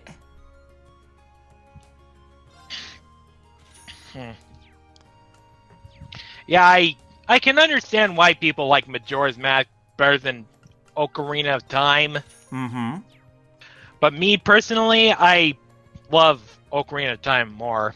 Well, hey, it's understandable. I mean, you're not the first person, or not the only person I know who actually prefers Ocarina of Time more than Majora's Mask. I mean, with Majora's Mask, it is kind of hard to get into because of the whole 3-day system where you have to keep going back to that one period in time before the moon strikes Termina.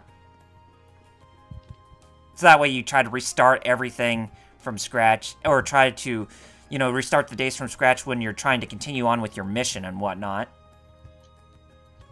So, I know where you're coming from. Yeah. I really could... Let's see.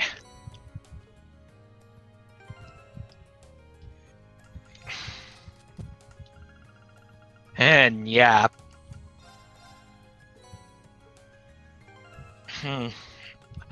Gonna climb all the way up. Also, Warcraft 3 music. It's probably good. Warcraft. Yeah, Warcraft. Yeah, I really do like that, but pretty much the only things that can get really annoying are the tower defense maps. Mm-hmm. Where you probably mentioned that before in one of the streams. I can't remember if I have or not, but I do know what you're talking about, though. Because, I mean, that's basically what Warcraft was before it got blown up into the MMO genre, was that it was, you know, just pretty much a real-time strategy game, kind of like StarCraft was. Yeah. And it was probably the one that gave birth to the MOBAs, like League of Legends and Dota. Mm-hmm. Okay, let's give this Pretty much. What even is this? And I'm not gonna get into League of Legends or Dota 2. Uh-huh. Dota. Yeah, I mean, I'm not really going to get into that myself either because, truth be told, it's just, well, it's just they're just so popular, and I really don't like getting into games that much that tend to be more on the popular side. I really just like enjoying the games that are just kind of on the sidelines, kind of like the game I'm playing right now and the game that you're playing right now. Hey, yeah. And I honestly don't care for Fortnite or PUBG. Mm-hmm. Which, by the way, PUBG sucks monkey tits from what I've seen. Monkey tits? Yeah. Yeah, I came up with that word when I was playing Goof Troop. When I say the word tits. Oh, I see. But still, that's the first time I've ever heard of that. You caught me off guard there, man. Yeah.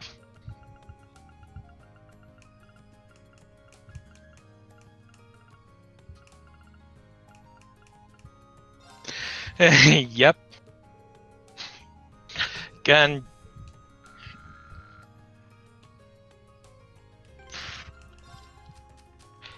Yeah, I just don't care. Pretty much, yeah. Yeah, I hear you. I really hope. Pretty much, I'm really looking forward to. Well, there are so many games that I'm looking forward to on the Nintendo Switch. Mm-hmm. Namely, Pokemon, the Yoshi, the. Yeah, I guess. Metroid Prime 4. I'm kind of curious to know how Yoshi's going to turn out once that is fully completed. Which I really thought the new Yoshi game was gonna be Yoshi's Woolly World. Mm-hmm. I was wrong. No, but it seems more like a sequel to that. A sort of pseudo-sequel. Kind of like Yoshi's Story. Mm-hmm. Yoshi's Story is kind of like a good game. It's a good game. Right. Well, a decent game of that. Mm-hmm. Probably one of the branched sequel to Yoshi's Island. Right.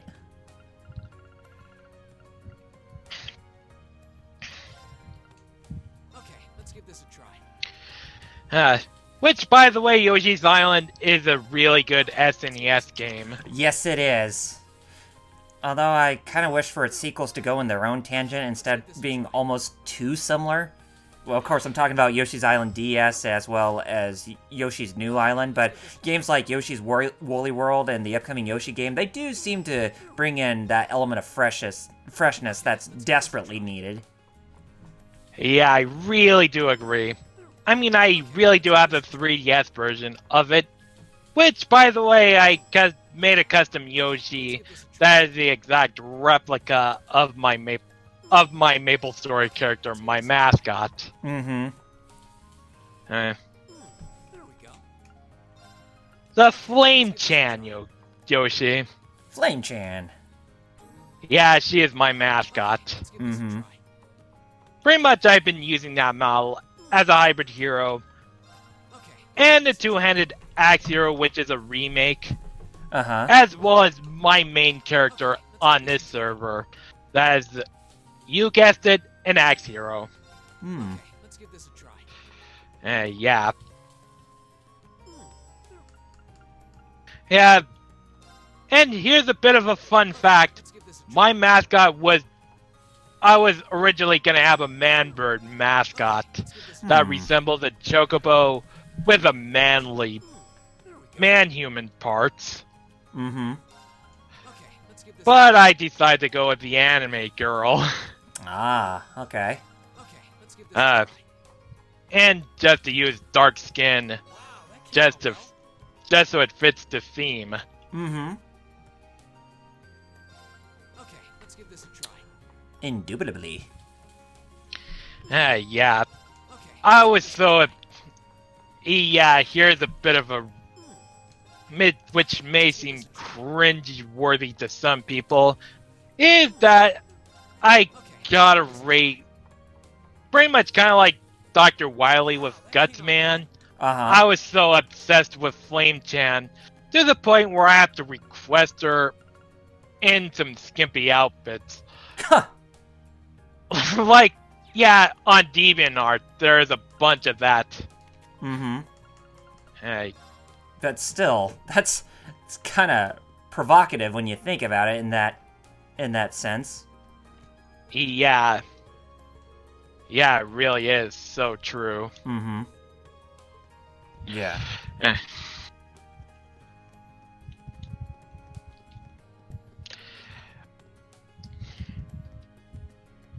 Then again, some people do make the anime girls. Yeah. Yeah, these anime artists. These quote-unquote anime artists, as they're called. Yeah. I mean, I really do like anime art. Don't get me wrong. I mean, yeah, there are some good anime artists out there.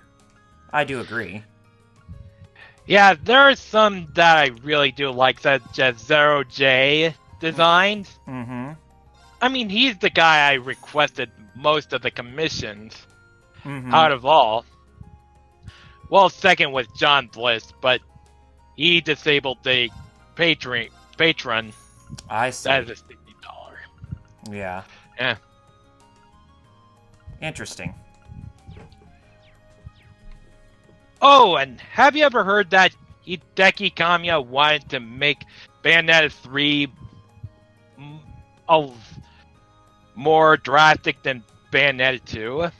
Well, yeah, I mean, with him saying that he wants to try to make it a lot more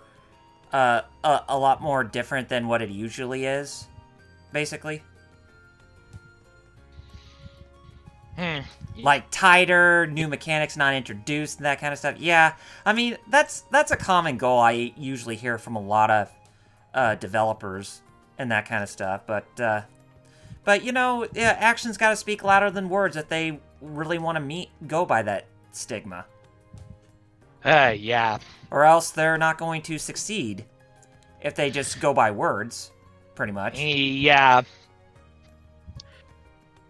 Yeah, I mean, yeah, and that is the problem with promises. I mean, you promise someone, and then you easily worry that you're not going to get everything done. Yeah, it can...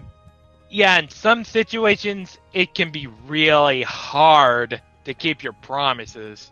And sometimes it's really hard to surpass even, you know, their predecessors, basically. I mean, if you want to take a look at a game... I mean, it's really rare to see a game, you know, a sequel actually be a lot better than its predecessor. But if I were to say a game that actually did better than its predecessor, then I would say... maybe... possibly Bayonetta 2, if I were to choose that. But if I want to say, like, in an RPG format, maybe...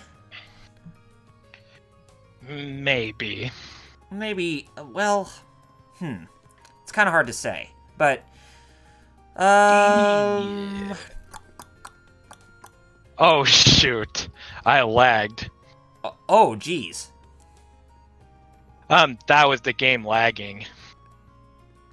Oh, Jeff, so you actually played God of War 4, and you're saying it sucks? Oh, wow.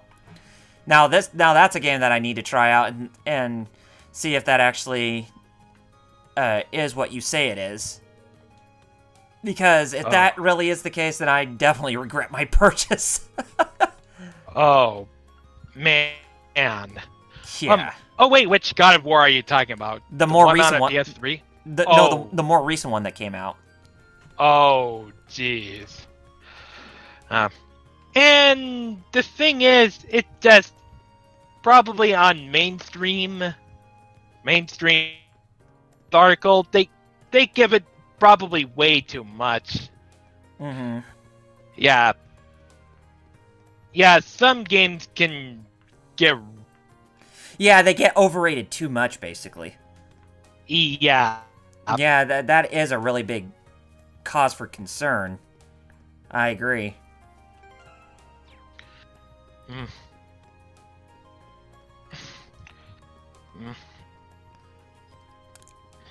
I mean, I don't know. If I were to say that a game that does tend to get crapped on for being overrated, but I don't think it's really that overrated at all based on what I played.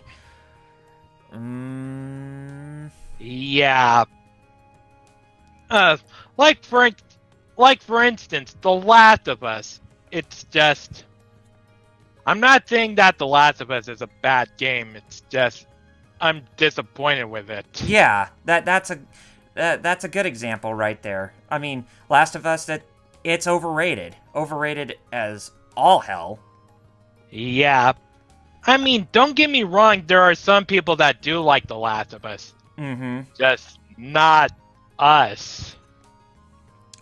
And you know, Jeff, that's really the problem, is just that with what Sony's trying to do is that they're making their games feel cinematic, and they're not really putting any emphasis on making compelling gameplay. I mean, that's the problem with at least David Cage's games. You know, who worked on Indigo Prophecy, Heavy Rain, Beyond Two Souls, and upcoming Detroit Become Human. Yeah, the David Cage games. Yeah, I just call him David Cage the Game, because they really don't even need a name for their games at all, because they're basically following the same trope with what he has done ever since Indigo Prophecy, at least.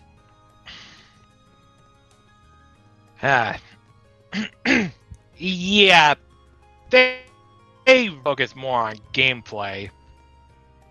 Yeah, that is what Sony needs to do. Yeah, they need to focus on fun and addicting gameplay. I mean, there's only a few that they do that can still be fun and addicting, like Uncharted, for instance. Oh, and basically, they really need to focus more on Japanese games. Probably have the developer make the Sony title that is more Japanese than the majority of the Sony titles, and at least probably this day and age. Yeah, pretty much.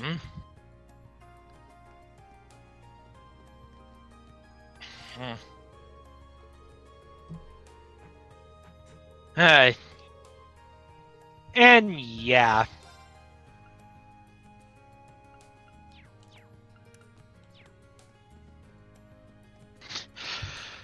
It's just I really am... Yeah, a lot of companies make bad decisions and make bad decisions. Yeah. And you say that you thought that Xbox was the only one losing Japanese support. Well, and you're not wrong, Jeff. I mean, it definitely seems more along the lines that Sony is starting to lose that as much too, especially from their own first-party divisions.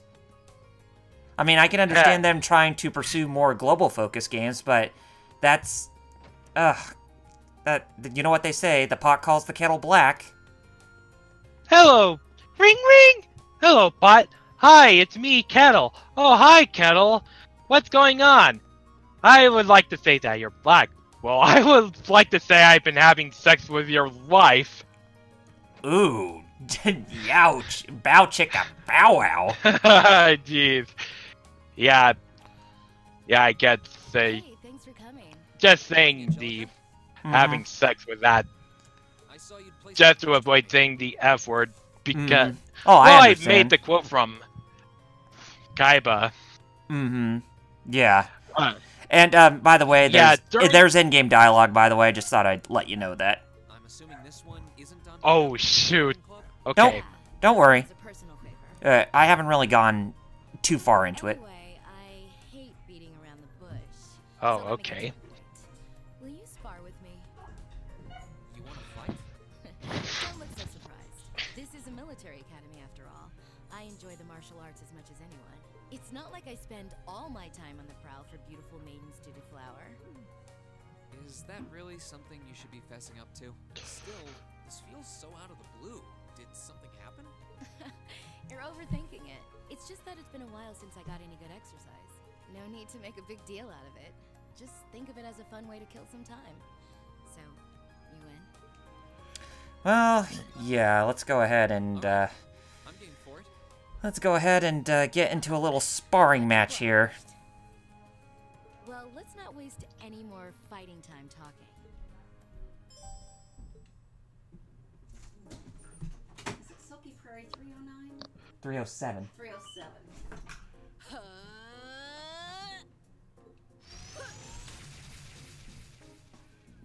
Oh gosh, she had an aura around her.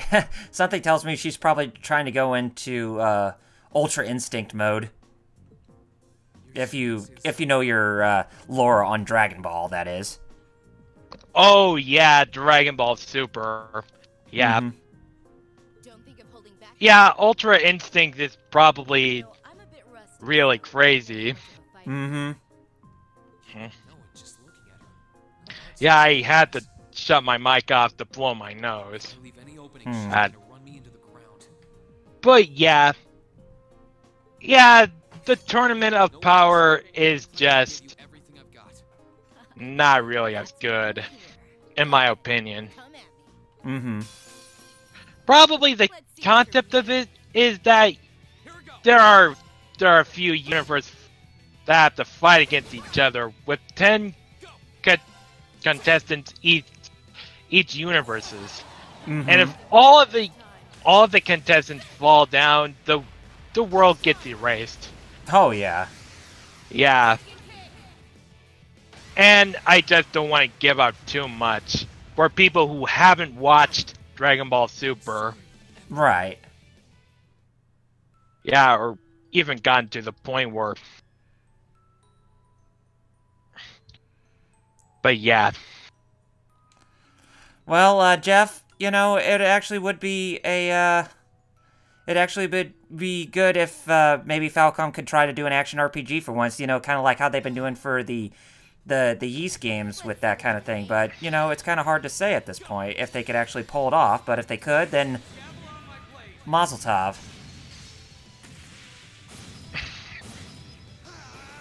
Yeah, and I would like... Oh yeah, there are some games that I would like to see, like Xanadu, like the Xanadu's. Mm-hmm. I know what you're talking about. Series, Xanadu or whatever it's called. Not bad. Guess there's no And need to hold back. Dragon Slayer 1, Romantia, Dragon Slayer 3, Dragon Slayer 4, the Drazel family, also known as Legacy of the Wizard, Sorcerian, and I believe there is an RPG that is called Dragon Slayer 6. Right. There is. Yeah. Hey. Also, I hear Kirby 64 music. Oh, playing in your video player or whatever, or media player? Oh, YouTube RandomTube. Ah. Yeah, I'm using RandomTube. Oh, RandomTube. So that I could listen to YouTube videos on that.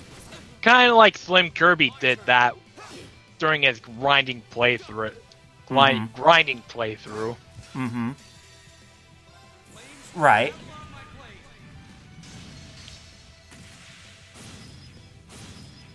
With Hyrule Warriors and stuff. But yeah, yeah, I won't be getting the definitive edition. Uh-huh.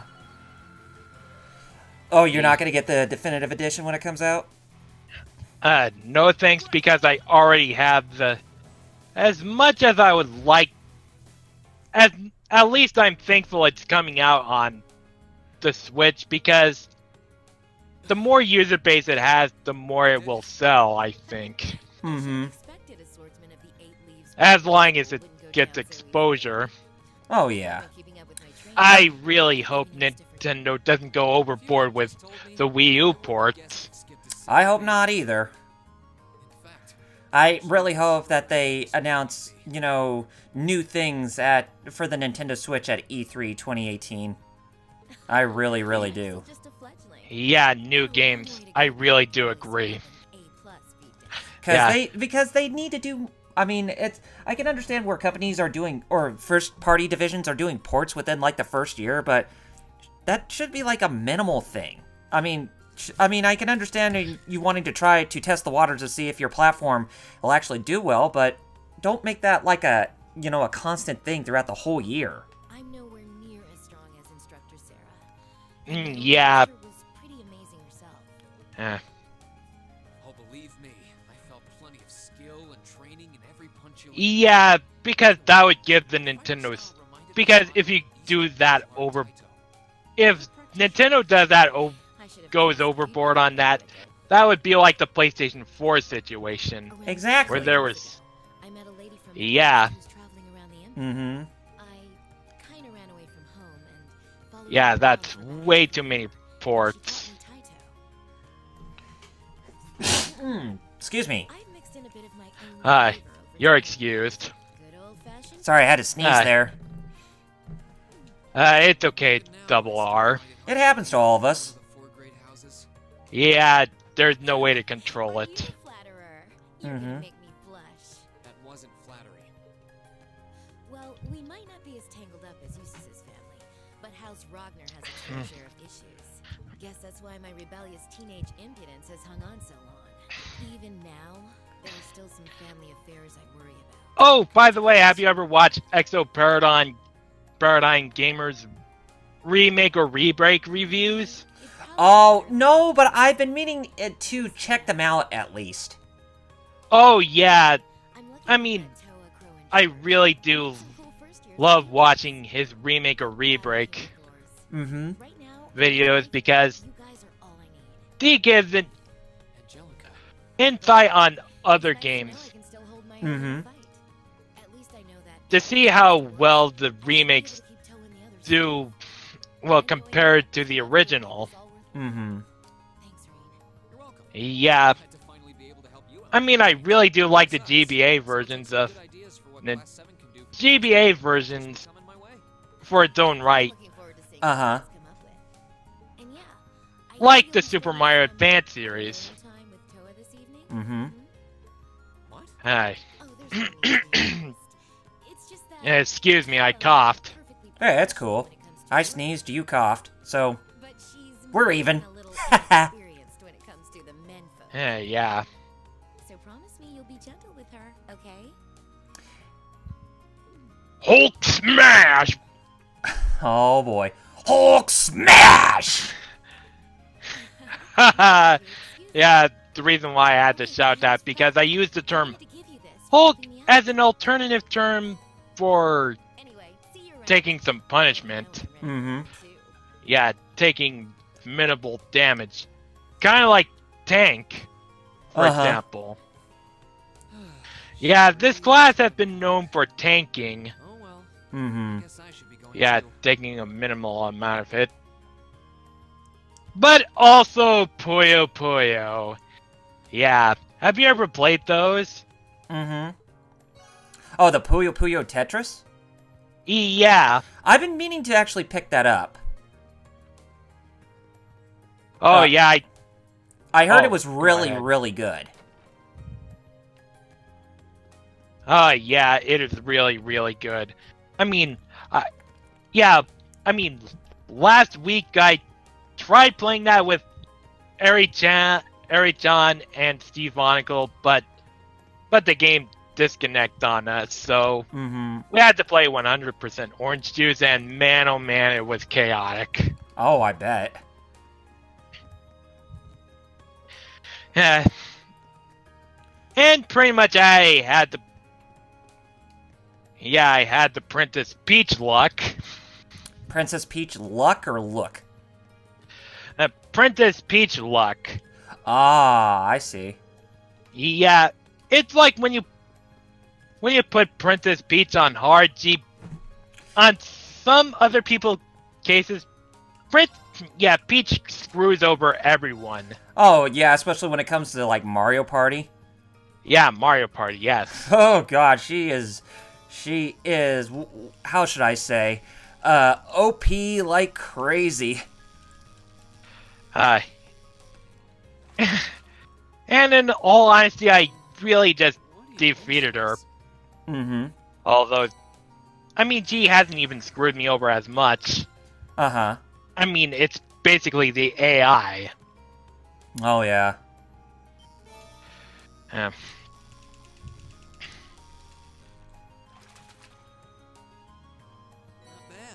But, yeah, it's just the thing is that, with the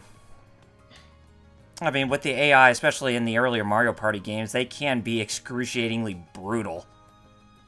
Yeah. Especially when you're playing on hard, at least. But when you go up against Peach, you might as well say, bon voyage, because she is, oh god, she is ridiculously evil when it comes to her, artificial intelligence. It is no joke. And Jeff, I didn't, when I said that, Xbox will be coming around with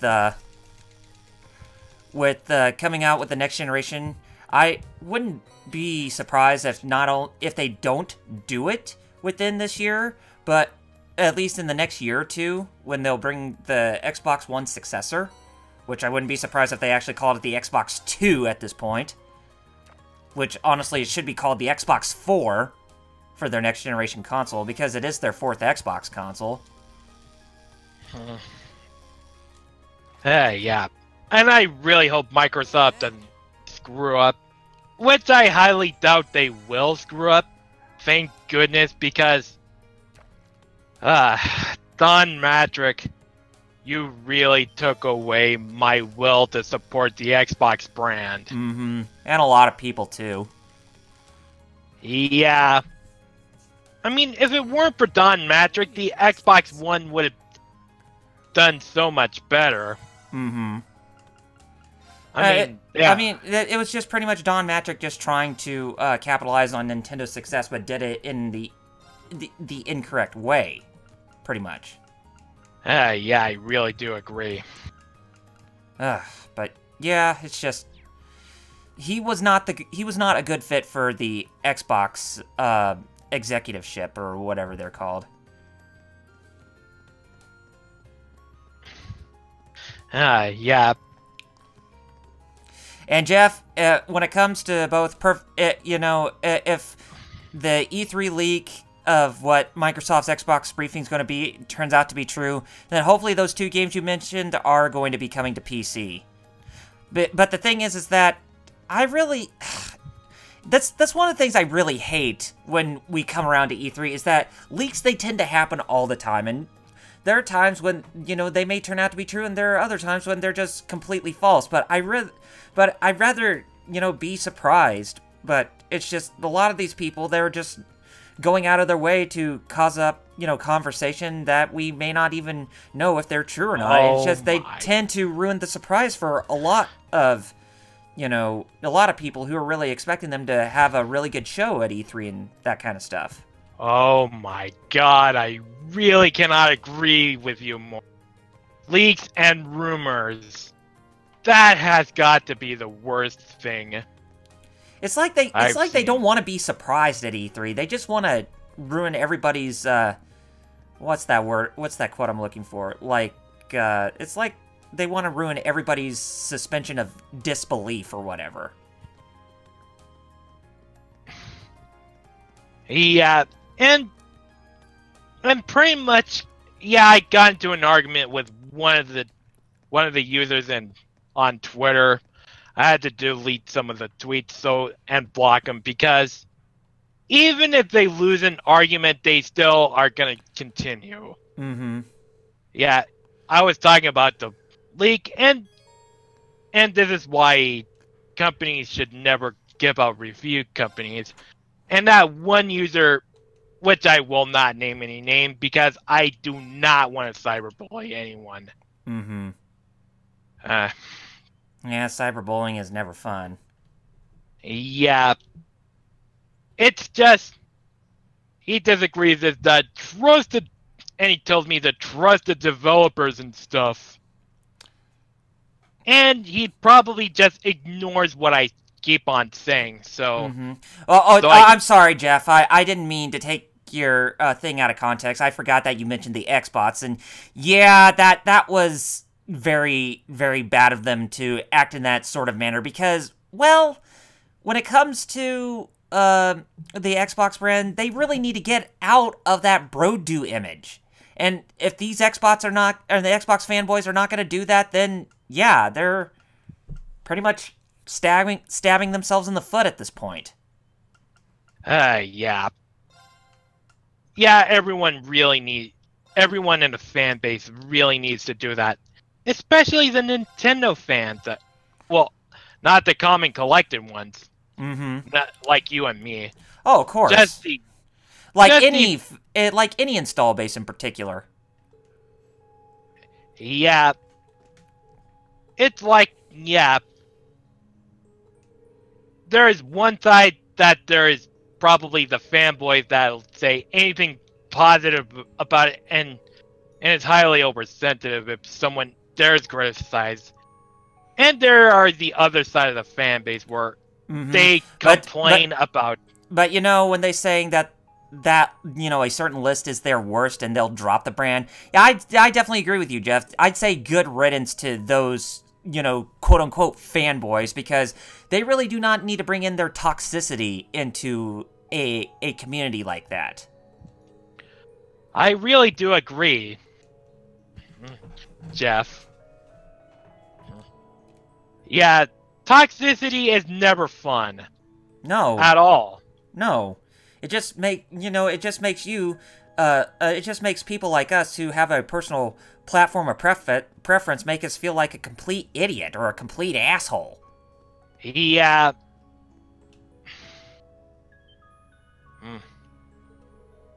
But let's just move on. Yeah, let's just move on. We don't really need to turn this into just, like, anything major or anything drastic. I mean, hey, this is live stream time, so we're meant to be having fun. Yeah, we are in it to have fun. Like, both of us are having fun. Yeah, it's really important to have fun. Even if you're... Hey, guys. Hey, Jeff, you just... Hey, Jeff. You just appeared out of nowhere. Oh, I didn't ask if you guys mind if I joined. Well, you can if you want to. You can. I allow it. Yeah. Am I allowed? No. Alex? Alex? Alex? Alex! Oh, Donkey! No, but yeah. Thanks for getting what I was trying to say, Kyle, when I was typing in the chat, because. Yeah, I didn't mean to take your wording out of context there. I forgot when you saw the Xbox. I was like, I understand that, but when you saw Xbox, that was like, oh, okay, yeah, okay, now I know where you're coming from. Because I think it's ridiculous that these so-called fans of the brand are saying, oh, this is the worst that they include a revival to Perfect Dark in a 20th anniversary remake of Banjo-Kazooie. The things that the fans have been asking for how many years? Quite a long time, or especially Rare with Banjo-Kazooie. Like seriously, like asking for how many years? Like seriously, if they're losing, if they really mean that they're gonna drop the brand, then good riddance. That toxicity doesn't be needed on their brand to begin with. You know what I mean? Right. Yeah, I really do agree. Oh hey, Vixen, Vixen. Yeah, he's in the chat, and hey, Vic, good to see you in the chat too. And hey, Alex, what you up to, man? Oh. Me? Or what? I don't know. Am I like? I didn't no, you can. Yeah, I mean, if you want to be on here, that's fine. Then you can talk. Well, again. Oh yeah. All right. Well, yeah. But I gotta say, Kyle, like you're right. Like it's ridiculous that these so-called manufacturers that we like, whether it's Nintendo, Microsoft, or Sony, listening to these so-called fanboys who think they're the consumer when they're not. They're consumers. The consumers they should really listen to are people like myself, or you, or FlameChocobo, or more specifically BadGamer. You know what I mean? Mm-hmm. Yeah, I really do agree. We do have preferences, but we don't have any alliances to these brands. You know what I mean? Right. Right. Oh yeah. By the way, Double RPG. Oh, in case you're wondering, yeah, yes? I'm also streaming. I saw that. But to answer your question, Double R, I've been doing fine. I've been playing I got God of War last Friday, and I've been playing that. How is it? It's really good. I talked a lot of it on Jetstream last night, so... You know what, dude? I'm not going to take it away from you, because I'm really glad you enjoyed it. I had a chance to play it. Yeah? I hate it. Alright. Yeah. But I don't want to say that, because I love the franchise, don't get me wrong, but... It's just like... I don't like the combat at all. Like, the scheme just feels so weird. I mean, well, we go against the different preferences. I actually, I enjoy it to a certain extent. Sometimes the combat can be quite aggravating. I can feel so myself as I occasionally play, because... so, the issue... I like the game. I love the story. The story is the one that keeps me pulling forward. Right. But there are some issues I have with the game, so the thing is that apparently they just couldn't bring back the formula. It had to be, we needed to start revamping a bit by having RPG mechanics to it, where it's your level is tied to your gear. I agree, Alex, but I think the problem is that the sad thing, what I played with God of War 4, there are points within the story that it actually shines above the so-called masterpiece that is The Last of Us.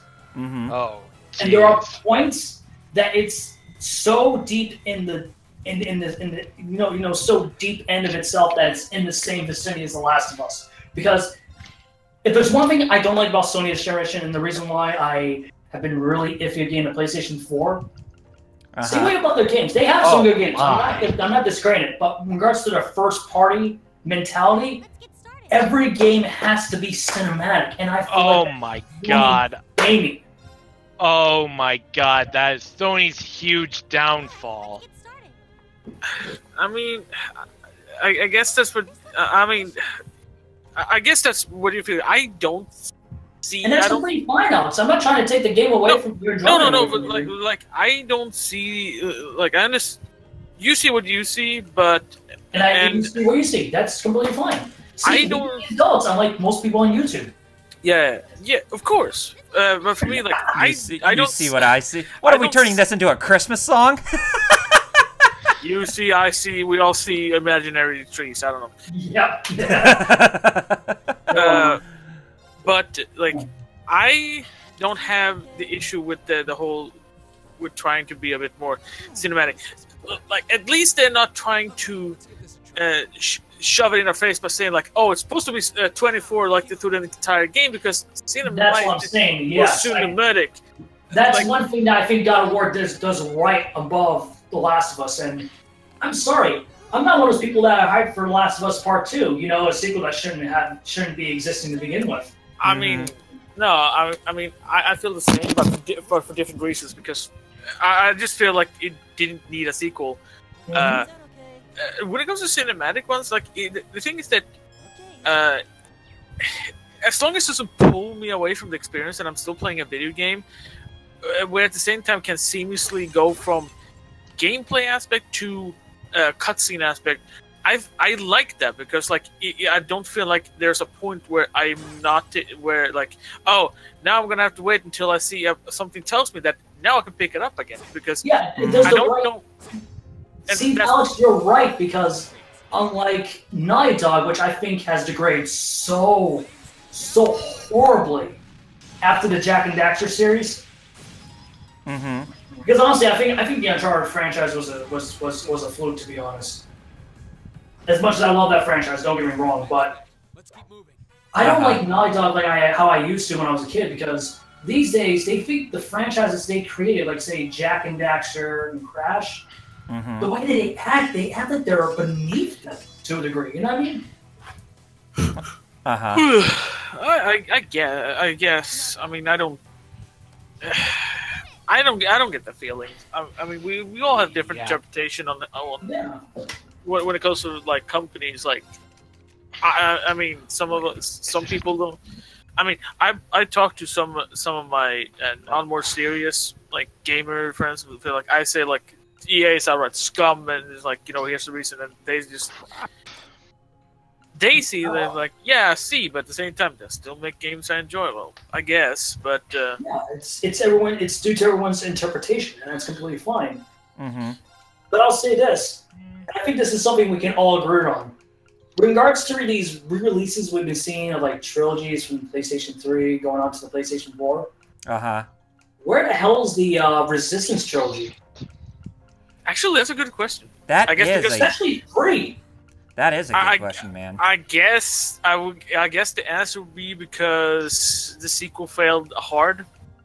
But still, that's horrible because I know. It's free. Like, I'm saying this to the viewers in the stream right now. If you have not had a chance to, if you have a PS3, I implore you, go try to find a copy of Resistance 3 and play it. It's one of the best games last generation. Yes. And hell of a lot more engaging game than freaking Last of Us was supposed to be. I can tell you that. Man. I mean, we all have our own interpretation, but like, I enjoy them because of the story that is told in the game. For me, that is why I have high praise. I have my high praise towards Last of Us, because I enjoyed the story that was told. The characters engaged me to keep going with the gameplay, and I enjoyed certain aspects of the gameplay. Sure, there were certain things that, like Joel having basically super hearing by just putting his ear towards the wall and can hear everything throughout the entire area. Yeah, it's a bit of a stretch, but at the same time, your imagination needs to stretch for gameplay purposes. I mean, otherwise you could make Ellie basically, you know, a constant walking annoyance by making sure that if they spot her, they spot you. And with that, which is something they removed too. Mostly for gameplay purposes, because otherwise the game would be unplayable. No one would. What I'm trying to get at is that, see, where I see the game's basic story being so predictable, especially at the opening of what you see happen. Oh, yeah, I saw that coming. You don't see that to a degree, and I completely understand and respect that, dude. You know what I mean? No, I said, like, I saw that coming miles away. Like, it was kind of an obvious that she was going to die. That's what I'm saying. Like, every moment I could see what was going to happen, because to me the majority of the story was telegraphed, but where you don't see it, I respect that, dude. You know what I mean? Yeah, it's just I really wish. Yeah, I really do agree. I really wish people would, well, Sony would probably focus more on gameplay rather than cinematic and stuff. Okay, I'm gonna make my counterpoint now because I've been listening to you guys wait a minute talk for the last couple minutes. Yeah, he showed up during. Who else is in this call? Vic. Oh, hey, Vic. Okay, fancy I think we just did the first live raid on Cal's stream, huh? Yes. This is a raid party, everybody. Welcome to the raid party, where we will be dancing around. Raid. You meant raid, not rave. No, I said raid. So, my problem with Sony right now is their abilities, not their, well, their problems with doing what it would be multiplayer games with cross-platform. That's my biggest problem with Sony right now. Oh, their inability to get on with it. Yeah. That I will agree on. That is fine, especially like with the whole, like when Minecraft and be like, oh yeah, you can play with anyone no matter what version you have, PC, Xbox, anyone but Switch, Sony. Anyone but Sony. And their excuse is, we want to protect our audience. No, they want to protect the brand. Yeah. Bull. Yeah, bullshit. It's keeping the brand pure. Something like that, but it was also like because of the audience, because they couldn't, because they couldn't check on the opposite, like the other places, like people, like the users there, because they can make sure, like, are these people good, wholesome? And this is and you know, it's also coming from, you know, that statement was made from Jack. Why would anyone buy this Ryan of Sony? Oh my God! Or Jim Ryan, whatever his name is. Right? Yeah. What's even more stupid is with Fortnite, right? So you can integrate with players, but you can't play with Xbox and Sony on the same cross-platform. You can't do that. So stupid. Jesus Christ. But bringing up what Kyle said about Jim Ryan, this is the same guy who said publicly mocking the Xbox One X because, it has no games. It's still one of the most powerful consoles out there. I mean, just because it doesn't have a lot of Japanese role-playing games, but it has games.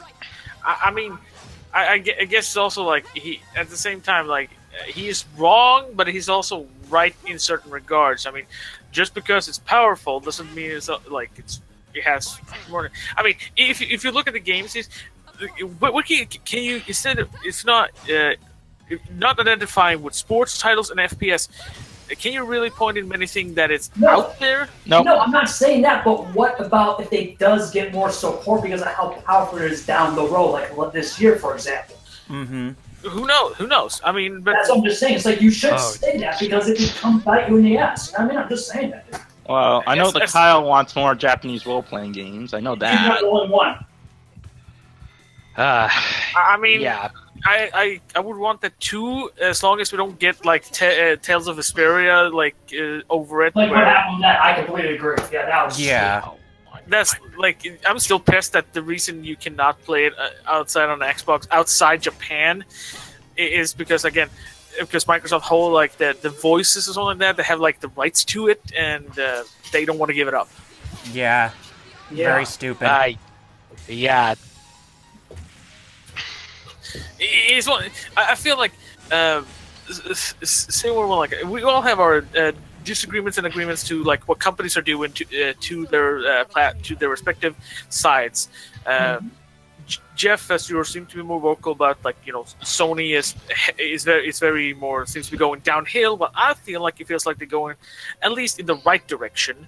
For the most part, I completely agree. You know what I mean? But like some things they're doing right this gen, but there's a lot they're doing wrong. You know what I mean? Mm-hmm. Yeah. But so, I want to get to my but like sometimes or when it comes to like Microsoft, I feel like they keep going downhill because they've canceled a lot of like promising games that was kind of like, you know, outside like normally what you would find on the console itself, or stuff that was supposed to be exclusive for them outright sucked. Sure. You're not wrong. But you see them go as more of a right way yourself, as I saw Sony. But we can at least all agree that both parts, like even Nintendo and its rights, are kind of like sometimes very, very. I'm not looking for the word self-centered, more like protective, but more like sometimes spiteful in their choices. What they do. They're difficult. That's what I said. Protective in that sort of way. You know what I mean? And that is the issue. Like, there's nothing problem. There is no problem with having a bit of competition. So, like, because as you and me, is good. Competition grows the industry. Yeah. And by the way, hate doesn't build competition. No, of course not. But as me and Jeff talked, I think it was earlier this week. What was it about? Yeah, like, we need the competition because Monopoly is not good. Like, if Monopoly in the video game industry would happen, we're screwed. Because it's either go with whatever, you know, the one company has to, or we all gonna have to be left in the dust, and we're gonna have to find a new hobby. And none of us wants that. No one wants that. Nobody does. No one does. Worse is another video game crash. That would be actually worse than a Monopoly, to be honest. Actually, that would probably be better. Because let's be blunt, I think that's what we really need to actually improve. Not like a crash, but something of a scare to have these publishers realize, oh my god, what have we been doing these last 20 years? Well, maybe on EA, because, you know, EA sucks. That's what I'm saying. Like, people like EA. I think more what we need is more like not a crash, but just like certain companies needs to get hit hard into like like if you keep going, this is what's gonna happen. And even though Battlefront like got them, like something happened, but they haven't learned the lesson because like they're still and they're bringing back microtransactions in that game, which nobody wanted. I was about to bring that up, and yet this brings it up. But here's the issue: is because we might remember, but we are a minority who remembers, while the majority is going to be like, whatever. The past is in the past. When is the next FIFA coming out? Actually, Alex, please don't say FIFA. I swear to God. Oh my freaking God! Why? It only brings up flashbacks of Pele. Kyle, you saw my post in the Geek Fighters Facebook group, right? What regarding that video from Super Bunny Hop? Yes. For those who don't know, both in the call and in the stream, Super Bunny Hop did an actual investigative video, finding out that, at one point, the developers behind Deus Ex Mankind Divided and Human Revolution, at one point were going to make a mainline entry in the Final Fantasy series. Mm-hmm. Huh. You know what Square said? No, F what? Off. Actually, you want to talk about Final Fantasy? Did you hear what happened to 7?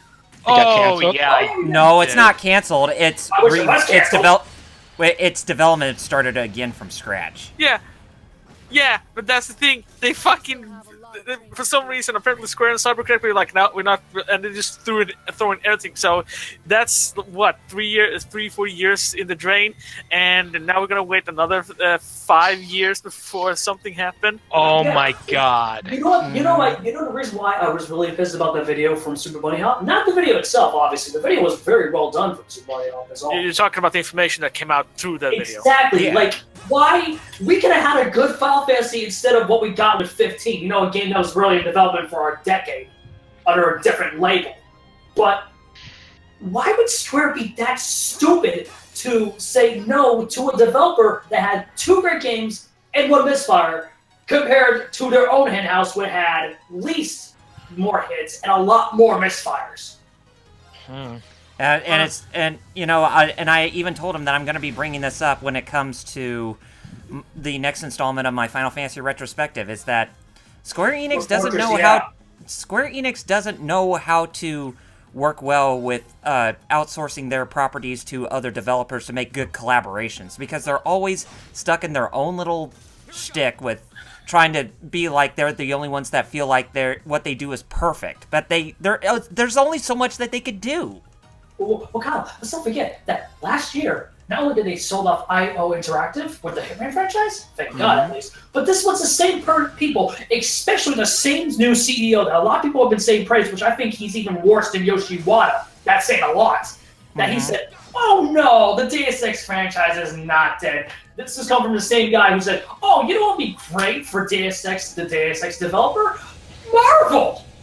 Because oh my God. Enough Marvel and Avengers, right, guys? Why? Ah, jeez. Well, in their rebuttal, they're probably going to say, "Why not?" Yeah. And not in a good way. You have the Marvel IP. You could have done a lot more. Like, here's an example. With the Deus Ex franchise, with how well they've done with stuff, you know which IP from Marvel would have been so perfect for them? His public name is Matt Murdock. His superhero identity is Daredevil. Mm-hmm. I mean, that would work, because especially when they did, like, the Thief franchise, that would actually work for them. You have my thanks. Mm-hmm. Yeah, I guess that would work. But unfortunately, they... Yeah, but when it comes to Square, it's because you can't blame their thinking when you have rabid fans. And I think I'm not trying to dismiss the issue, the problem Square has, but it is one of those things that when you... Because remember, when Square Enix combined and... You're talking about when Squaresoft and Iron Enix combined. Yes, when they merged, like at the time they will manage to hit out some really good Final Fantasy games. Final Fantasies that are still remembered to this day. And through that, like, and of course, it just kept rising in their, you know, they made a really good MMO at the time, like with 11. Even though I never played it, people still play it to this day. 12 has some issues, but still, some people actually do enjoy it enough that we actually got a goddamn HD remake of it. Which I've heard is a very good remaster. Both of Apparently, yeah, that too. Though I still have issues with the combat system in the game, but that's me. That's me. But right. And then they have spin-offs that's been like, you know, and then you still, and then what they did. Oh my freaking god! You gotta be fucking kidding me! I have to fight the elite boss. Yeah, if you don't know, guys, he's playing Maple Story. Yeah. Yeah, you know. My god, I haven't even touched that game in like 7 years. Still. Jesus Christ. Still, now I have to fight this bastard. I mean, and you have them like either you know, they kind of rebrand. You know, people got more fans came in because like when they re-released like 1 through 6 on the GBA, or at least 1, 2, 4, 5, and 6 on the GBA, and then the 3 got re-released. You have all these things that's been like building them up, and fans has had like this, like, you know, there are unfortunately you have these fans be like, X company can do no wrong. And unfortunately, there are people that gives this Square really like panic, and then you have Kingdom Hearts. You know, that's massive fucking franchise. Like that we like. Again, I'm not saying that, but the mentality we are talking about, that's fanboys. Yeah, but unfortunately, like it kept building up, and through that, it's been like through their like mindset, and then it builds up and grows to be like it has to be our ways or no way. But that game doesn't even have an release date yet. Yeah, and they said that it's still on slate for, you know, a release date of this year. But I'm thinking it's just I think it is just Japan at least. But for us, I'm thinking it's sometime next year. Yeah, it's gonna be 2020. Mark my words. I have a feeling about that. I mean, there are a lot of like the same scenes with the Japanese there are for the English vocals into it. I mean, if it's Japanese, if it's not a worldwide release and it's going to be Japanese first, it's going to be the end of this year, and we're going to get it, I will say, late spring, early summer. That is my speculation. If they don't say worldwide release coming up this E3, because if we don't get any really, or they're fucking waiting on, I don't. Later on, I don't. And they really haven't even done a worldwide release for a Kingdom Hearts game ever. No. No, but that's because also at the time, like, nothing has gone to this like magnitude. This is, you know, the main line. We haven't had a actual mainline game since for 12 years. 12 years. Something like that. But what I was trying to get at earlier is like when we were talking about Final Fantasy. It's just like you're not wrong, Alex, because that mentality of their fans. 13. Well, I'm saying in majority of the entire franchise. The problem is that they say they can do no wrong, yet they always do, and they don't understand. Like, for example, there are some things I do like about 15, but when I hear fanboys in the franchise say it's GOTY, I have to laugh. I'm sorry, it's one of the worst modern releases in the Final Fantasy franchise. I've watched a bit of gameplay of 15. It is not Game of the Year. It is not. No. I think it stemmed from like also the bad and like think about it. We have had 13-2, Lightning Return, an MMO, the MMO that first heavily failed, and then by basically destroying the entire universe, that universe to rebuild it to actually make it successful, and now we finally got a actual. As many people see, and I self see it as a really good mainline Final Fantasy game, where we haven't got one since 10. Like that is going to be like it's like finally it's not shit. Crap. And then they become put in this pedestal of like becoming like, oh yes, that was Game of the Year worthy for that year, because now we finally got a Final Fantasy game that didn't feel like I want to punch the entire cast. But that's why I always bring up these things, whether it's with live stream or Kyle when we stream as a group that it's disgusting as an audience we accept mediocrity, not only this generation but last generation too. Yeah, it's just so annoying. Like, to take a page from something, if DMC 5 happens, I could care less. I hope the game's good, but to see these so-called fans, especially the fanboys over at r/DMC, oh god, don't get me started with those. Consistently say that DMC Devil May Cry by Ninja Fury is so bad at it ruining their life. It's just like, throw the hell up. You know what? There's one thing I will always give Ninja Fury and Capcom, of all people, credit, is that they try to do something different and unique with the franchise, and I think that's what we need in today's society in regards to media. I mean, we need a breath of fresh air. You know what I mean?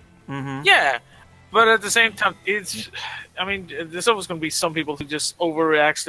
I mean, anyone who says that, one game ruined your life, you probably need some self-reflection, and I don't think the entire r/DMC actually felt like that. No, but I've been seeing a lot of posts. That's the staffing what I'm trying to get at, is that those fans, like we were talking about earlier, are the people that publishers and developers listen to the most, and like compared to us, who are more sound-minded people. You know what I mean? Yeah, but I will say this: if Nintendo didn't take a chance with Breath of the Wild in terms of an open concept, we wouldn't got a great game that we did. We wouldn't get that. We got the same bullshit. Not wrong. They need. We would always get a linear experience. Whoop-de-doo. But that's why I'm agreeing with you. It's just like you need to take risks in the right IPs and in the right way. You know what I mean? Yeah. I'll say that, but like at the same time, like we don't know what it would have been like. At the same time, like crap. Like going through saying like, oh, we have had the same way like the Zelda games have had. Like again, of course, evolution needs to take place every once in a while. Technically, Mario kind of needs a reventing too. Like just like his last time he did any big leap was when he went from 2D to 3D, and from there he's been kind of stuck in the same. Well, it's. I know that Nintendo's trying to put that into more of an open concept design. Yeah. We're starting with Odyssey, but we'll see how that goes. Yeah, but like, last time Mario in my eyes was unique. Finally, this boss is dead. But also Sunshine for the GameCube. Yeah, I mean that was it, but like unfortunately at the time it flopped because it was new, it was different, and at the same time, it's because like when you try to reinvent too often every time, it falls flat with the series because like it doesn't become that new fresh air. Like okay, like Zelda, like you had 3 games that was 2 games that was the same style but in different graphic and because like then we hadn't gotten anything, but like everyone got used to one in A Link to the Past. Then the leap to 3D happened. And through that, like a different ways to see how the games would work changed. We got Majora's Mask, we got Wind Waker, we got Twilight Princess. Then they tried to, with at least how gameplay and a bit of the story, like being a bit more on how the story was being told through Skyward Sword. Unfortunately, thank goodness the elite boss is dead. My God. Congrats, man. Good job, man. Cheers. No. But unfortunately, like it was bogged down by some repetitive boss and some of the issues with once again like need to have a gimmick by using the Wii Motion Plus to do the combat with, which I kind of wish they could re-release on the Switch, but fix the combat, but it's kind of impossible. They would like redo so much for the game in the the base game itself, like the gameplay of how it works. Well, I think me and Kyle talked about this. I do see them making a port of Skyward Sword to the Switch in about 10 years' time. I do see that happening. There was a rumor going around that I found out for oh God. You know Sean Long, right, Kyle? Yeah. Yes, I know who you're talking about. RGT85. He's been doing his own videos about the supposed leaks that have been popping up from 4chan, respectively for both Nintendo and Xbox. It sounds like from the so-called Xbox Nintendo leak from 4chan, which supposedly was from the same guy who leaked 100% what was going to happen at the Japanese reveal for the Nintendo Switch back in 2017. Mm-hmm. It sounds like we will be getting a Switch re-release of Skyward Sword for HD. Called it. But, I mean, again, I never get excited by rumors because you never know. Like, even if you say this is the same person who said the Switch, like, until I see anything, nothing is going to react to me. Let's go with the remasters that are currently out, right? So, Twilight Princess HD, Wind Waker HD. It took 10 years to get a remaster of those two games, right? 10 years. Mm-hmm. Oh, yeah, but Skyward Sword, I don't think it would take that long. Maybe about 2 or 3 years if they had to fix some of the controls up for the Switch. Uh-huh. If you said within 10 years, we have to wait until 2021, so... 10 years is probably going to be for the next Zelda game. The next mainline Zelda game, realistically. I mean, but because I understand where we're going. Like, I want to get back to my original point. So the reason, like, Breath of the Wild worked in such a regard, like it did, even though like still has some issues with like especially like the degraded combat. But again, that is my issue. Whatever folks say, is because we like it because it is new. Like that was we had. Like people been sometimes wanted, but we never imagined how it was gonna like get to us.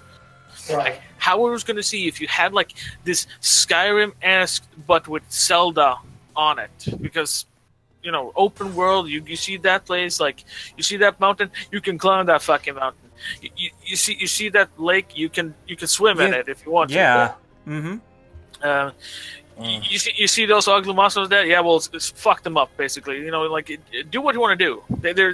It's open, to a certain degree. Like, it's still pretty much open. But,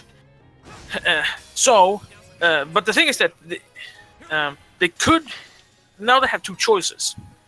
And I find both choices to be valid. It all depends on, like, how we all see ourselves. Uh-huh. That either next Zelda game, they basically do something similar, but maybe fix some of the issues that Breath of the Wild had, or they go for a more semi-open back a bit to go back to the old styles for the old people. Because here's the thing: say what you want. I still prefer the kind of a bit more like choose a couple of dungeons, linear. Then you get a couple more dungeons that you can pick yourself, instead of being like way too open, but you still kind of have a set way to play the game. You aren't really invited to sometimes stray too far. I will agree to that because I know with Breath of the Wild the story was kind of not the forefront, which I do find that a slight problem. Because I need a quality story. That's realistic. The gameplay was good. I loved the gameplay. The story was something to be desired. I'm not laughing at Vic. I'm totally agree with him with that. But it's what Jeff just posted. Apparently, Rice gum, really? Apparently, FaceClan just took Rice Gum into the goddamn Fortnite team. Really? Why him? He's bad. I mean, apparently he's pretty good because, like, if you watch all his goddamn strip challenges, he managed to get like 20 kills. Oh my god! I haven't seen them. I just like other commentators who does them. I see them because why? He's not getting my views. No. But yeah. Hell no. What? I guess he's just getting more money. He's gonna flex on so many more haters. Seriously, how is this guy still relevant? Because people can keep on referencing him. This is how he's still. He tried to copy and fail us. That's a pretty good summarization right there. Yeah, it's because we constantly talk about him. iDubbbz, you failed us. Yep. He did his best he could. It's everyone else that is kind of like it's everyone else's fault. Like it's the constant that people check him out. What did Ricegum do this time? Oh, Ricegum is such a bitch. He whines when everyone is roast him because he knows that if he does this shit, people will pay attention. Yeah. Because people will watch him, then rewatching his videos because they need to keep watching it. Then download the video, edit the video, and then other people would drawn look at this crap, and the cycle continues. It's the same reason why like drama alert still is fucking relevant. Oh God! Don't. God! Right now. Are we really doing that? About Mr. Let's get right into the news. Team Star. Oh Jesus Christ! Yeah. I mean, that guy. I'm just saying, like, it's the same reason why these types are, like, in our minds. Like, think about it. It wasn't until it's the same reason, like, when you had, if you go back to early YouTube. Now, this is early. You know, when we were talking about early YouTube. So early earlier, YouTube back when it was just basically cat videos. Well, cat videos and angry reviewing, and you know you have the entire thing with like which one was the first, with heavily quotation, I would say, angry nerd or irate Angry AVGAN. Yeah, well, of course, but again, like it was one of those things, like, you know, before I already know, because I actually saw this shit go down. I know what you're talking about. I was there too. Like I was. Still, but as I was, but it was one of those things, like people saying like, but if you stop talking about RvBVic, if you start making videos about him, or if you like stop, he will eventually become. People will keep forgetting about it. No, because people try to constantly like, oh, RvBVic did this, oh, RvBVic is doing that, oh, RvBVic is failing on this, oh.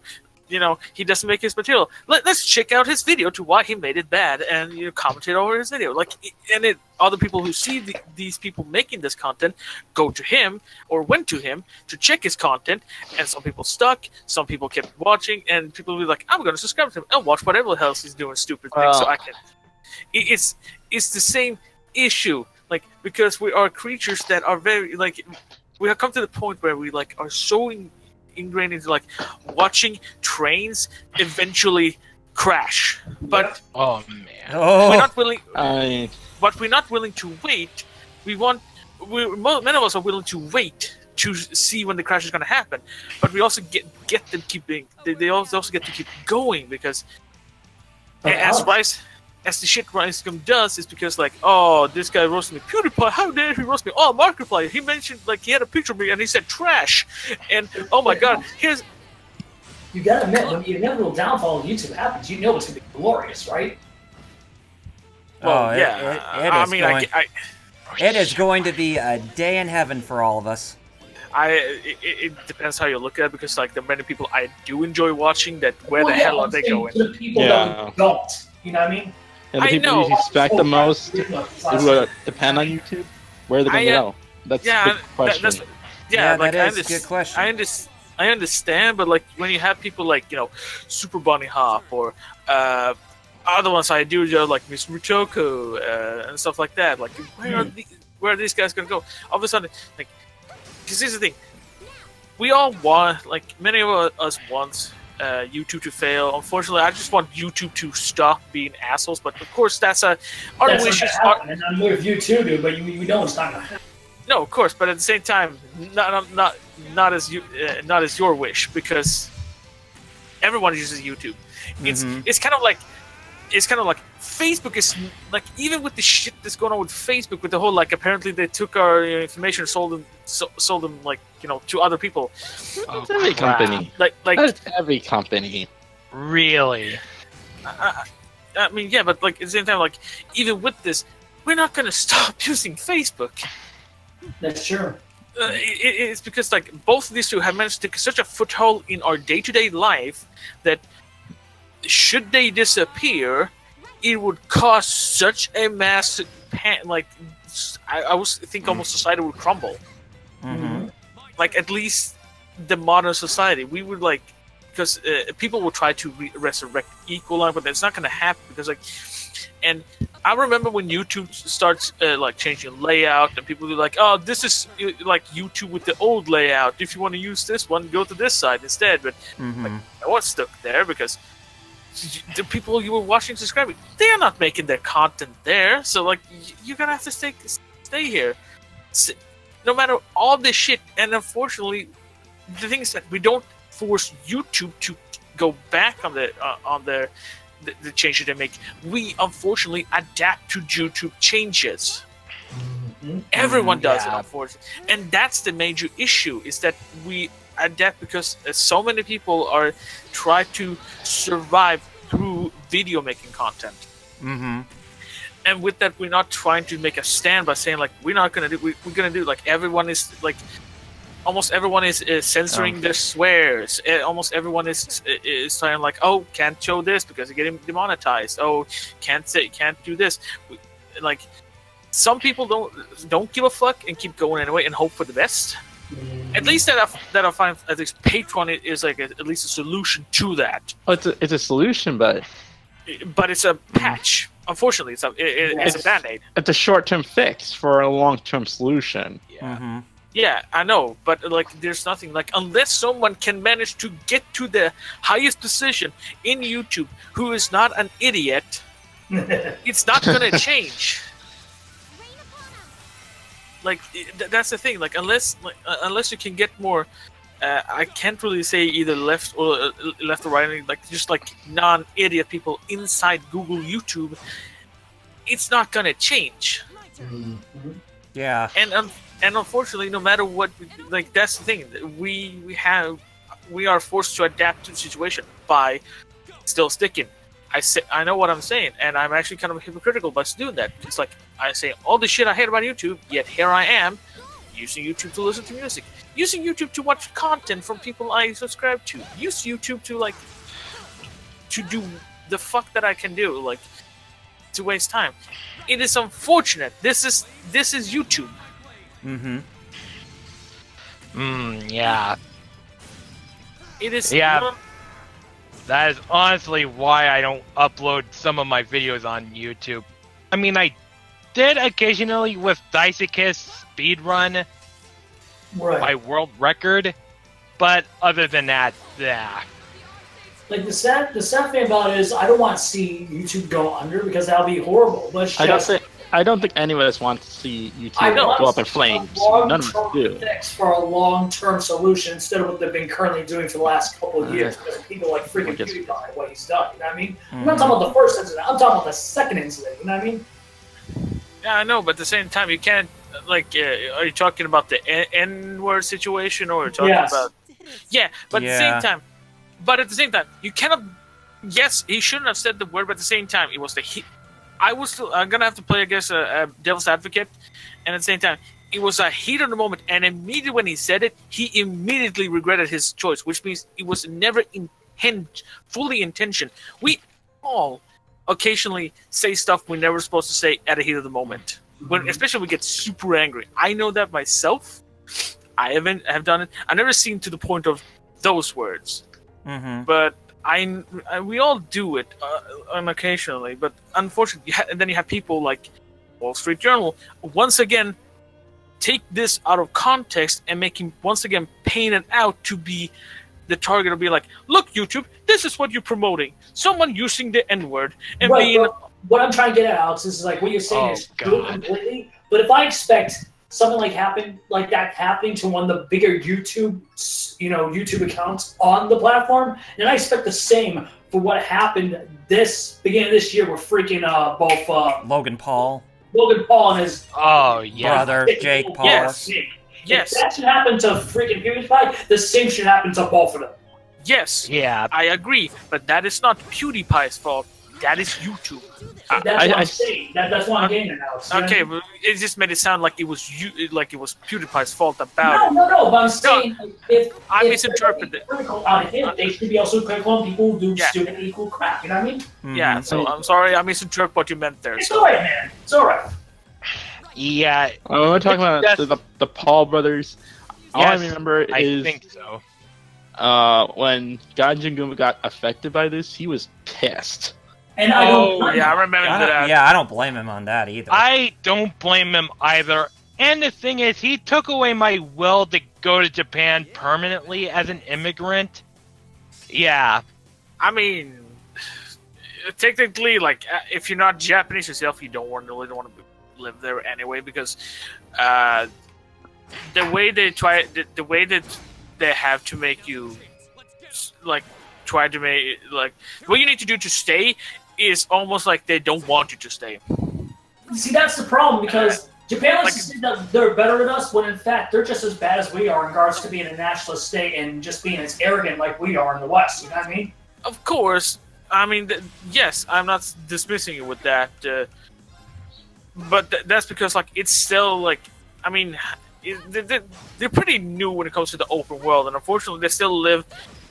It's the next generation that has to. It's the next generation always has to be the next one to hopefully stop with the old way of thinking, because it's many of the last generation and the last to that one who still are in the old ways of thinking of how to handle Japan in its declining birth, in its economic, not super failing, but it is dipping every now and then, and like how marriage and basically like a big chunk of both men and females have basically stopped and like get together and you know, get married, have kids, and keep going, and you know, keep for the next generation to get on. Right. Yeah. But they think that going by the old ways of like respect your elders, do this, like it comes from, because of their ways come from like respecting older generation.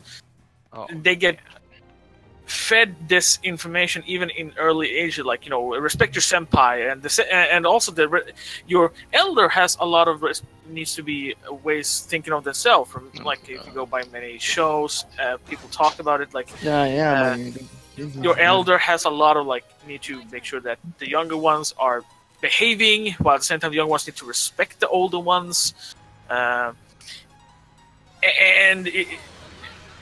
unless you're there for the vacation, they don't want you. Yeah. Oh, jeez. And it doesn't help that you have the incident then with it was it Logan or Jake? I keep forgetting. No, it was Logan. Logan. You know what the sucks me the most is that people were only pinpointing on the whole issue of the Suicide Forest when they should have been focused on that, plus his entire antic when he was inside Japan itself. I was going to say like I was going to say like not only what he did in the force, but like you have so much evidence of the shit he was acting throughout the majority of like Japan, and I have seen people like I saw people like from Japan like commenting like if more foreigners gonna act like this, they don't even want like people on vacation coming over there, or especially now that 2 years from now there's gonna be the Summer Olympics. They're like fearful that this shit is gonna happen during the Summer Olympics. Now they're gonna get like all this, you know, shitty ass people going around and acting like idiots. Right. And I'm kind of afraid of it too. Like, I not that I want to go for the Olympics, but like many of us are doing, like I want to go to Japan for, you know, as a vacation, because I'm not saying because it's a great country, because like it's an interesting country with ideals and culture that is so strange for mine, and I'm heavily interested in that. Yes. Yeah, I couldn't agree more. Yeah, it's probably one of the countries I just want to live permanently, but it just got taken away. Yeah, because of idiots like, you know, what Logan Paul recently did. For the entirety of us. I mean, like what Gaijin said that day when he recorded after the incident, he's not wrong. This one particular incident did damage to us as a country, then for decades. Think about that. Not only that, I will say not to sound like that, but kind of like even if I say like no, I'm not American, I'm not Jake Paul, I'm Swedish, like I don't know if they're looking at you like, oh, he's Randai, he's Jake Paul. They don't care. Like a gaijin. Yeah, then we're going back to this ideology because of one dickhead who just started to be freaking stupid. Yeah, people really need to learn to evolve. And but unfortunately, they're not going to, because they feel like that they're all high and mighty.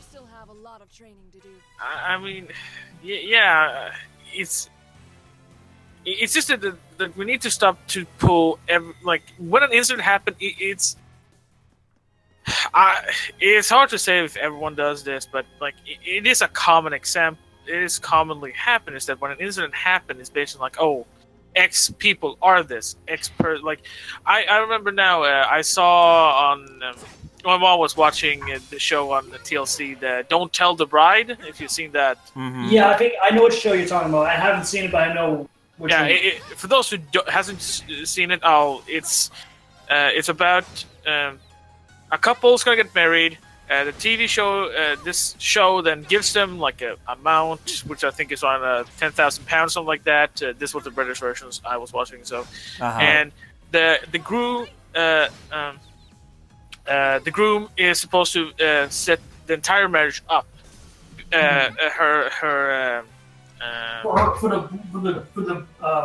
the marriage, like her expense. I get what you're trying to say. And but for people who don't know about it, and like the bachelor, like the whatever the hell you keep calling, I keep forgetting what it's called right now. But anyway, so this dude was like he's been with this girl for 8 years.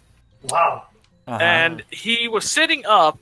I came in halfway through, but I got the entire gist of it in just a couple of minutes to monitor it.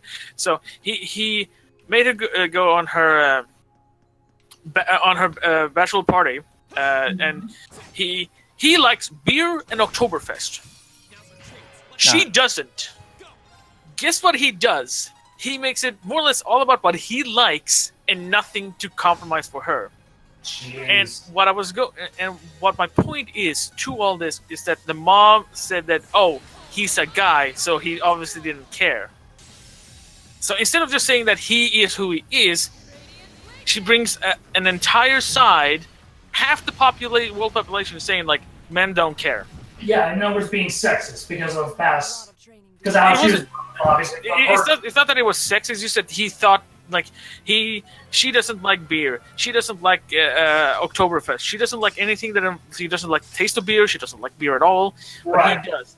And basically, like what she meant is that he never listened, and apparently men never listen, which is completely false. Yes, but what my point is through this is that instead of just going for one person, instead of like it's Jake that is the issue. Yeah. Japan, many people, unfortunately, has drawn one color into saying that, unfortunately, we don't like you now because one person fucked up. We're afraid that all of you are going to do the same. And no matter what racist ways, I get what you're saying. No matter what your nationality is, we will see you. Like if I came in, and someone will say like, "Well, you're like you're probably from America, Jake came from." I was like, no, I'm Swedish. They would still see me as like, no, you're probably white. So I'm not saying that women will do, but because of the reaction that came from like people afraid that the tourists are going to act equally horrifying or horrible during the Olympics. Yeah. Instead of being just like, well, we don't want Jake anymore, at least. But people outside, we hope that they actually behave themselves and don't act like this and go for that route instead. Instead of most people like, I don't want people anymore. Like, I don't want tourists. This is how they're going to act. Of course. And in some ways, they're not wrong. But at the same time, they are wrong. Because, when you go into other person's country, you need to respect their culture, basically. Yeah. And their rules. Whether you agree with them or don't, you have to abide by their rules and respect their culture. Yes. Which Jake or Logan Paul desecrated within 2 seconds. Ugh.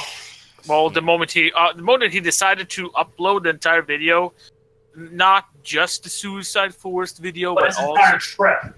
But like his entire trip. I mean, you want to at least see someone who has. I would say at least equal the fame if you want to go for the lowest regard, but at a better respectable pace. PewDiePie, he is currently in Japan. He's done some vlogging, and he is showing so much more fucking respect. Yeah. I just actually watched a video where he was in Yokohama, and it was all of him, like, appreciate the things around him. He even was at the, the Nishin Cups, where the... the biggest ramen distributor ours is. Yeah, he went to the museum where they basically where you can also create your own flavor which is like it was just him just like taking it all in and being like, wow, this is fucking amazing. Right. Even I want to do that. Even I want to go to Japan just to make my own ramen cup flavor. And that sounds awesome, but I think the problem is, and I agree with you because we were talking about this a couple of weeks ago with the whole thing that happened with Me Too and it now becoming a witch hunt. Oh yeah. If there's one positivity I hope society, especially us in the Western world, takes from Me Too, is that we need to start taking accountability of ourselves, of how we put these celebrities, whether e-celebrities or old school celebrities, on a pedestal and say they have done nothing wrong. Like, best example, Bill Cosby. Right. Yeah, I really do agree. Yes, I agree, but what we also need to do is that we need to blame on an individual level. That's what I'm saying. Yeah, I'm with you, Alex. Don't get me wrong, dude. You know what I mean? Like, with the whole Bill Cosby, everyone knows that Bill Cosby, but no black people are the same. Is the same as him. No one would dare to say, "Oh, all black people are this." Am I right? Exactly. No. I totally agree with you. But I'm saying when someone does something wrong, of course, we should not put them on a pedestal saying, "Oh, I'll still watch their movies. I'll still watch their TV shows." If someone did something that despicable, they should be scrubbed out of history. Yeah. Yeah. I really do agree. I mean, Kyle, you can test this too. Even when we joke about this, you remember that particular scene that we saw from an old episode of freaking the Fat Albert, right? Oh boy, yeah, I know what you're talking about. Yes. It's like that's usually a sign that something is completely wrong with someone. You know what I mean? Yeah. You're talking about the whole thing about how that kid is atypical, right? What? That episode of Fat Albert you were talking about. I was talking about the live action segment from that specific episode, yeah. Oh, yeah, where, Bill Cosby had that bird cage or whatever. Yes! Yeah, I know what you're talking about.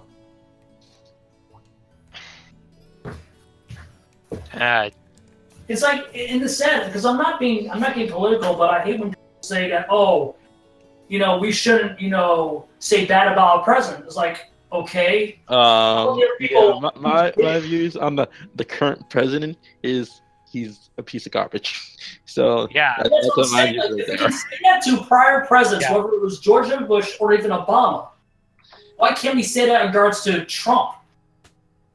I just don't get that mentality. You know what I mean?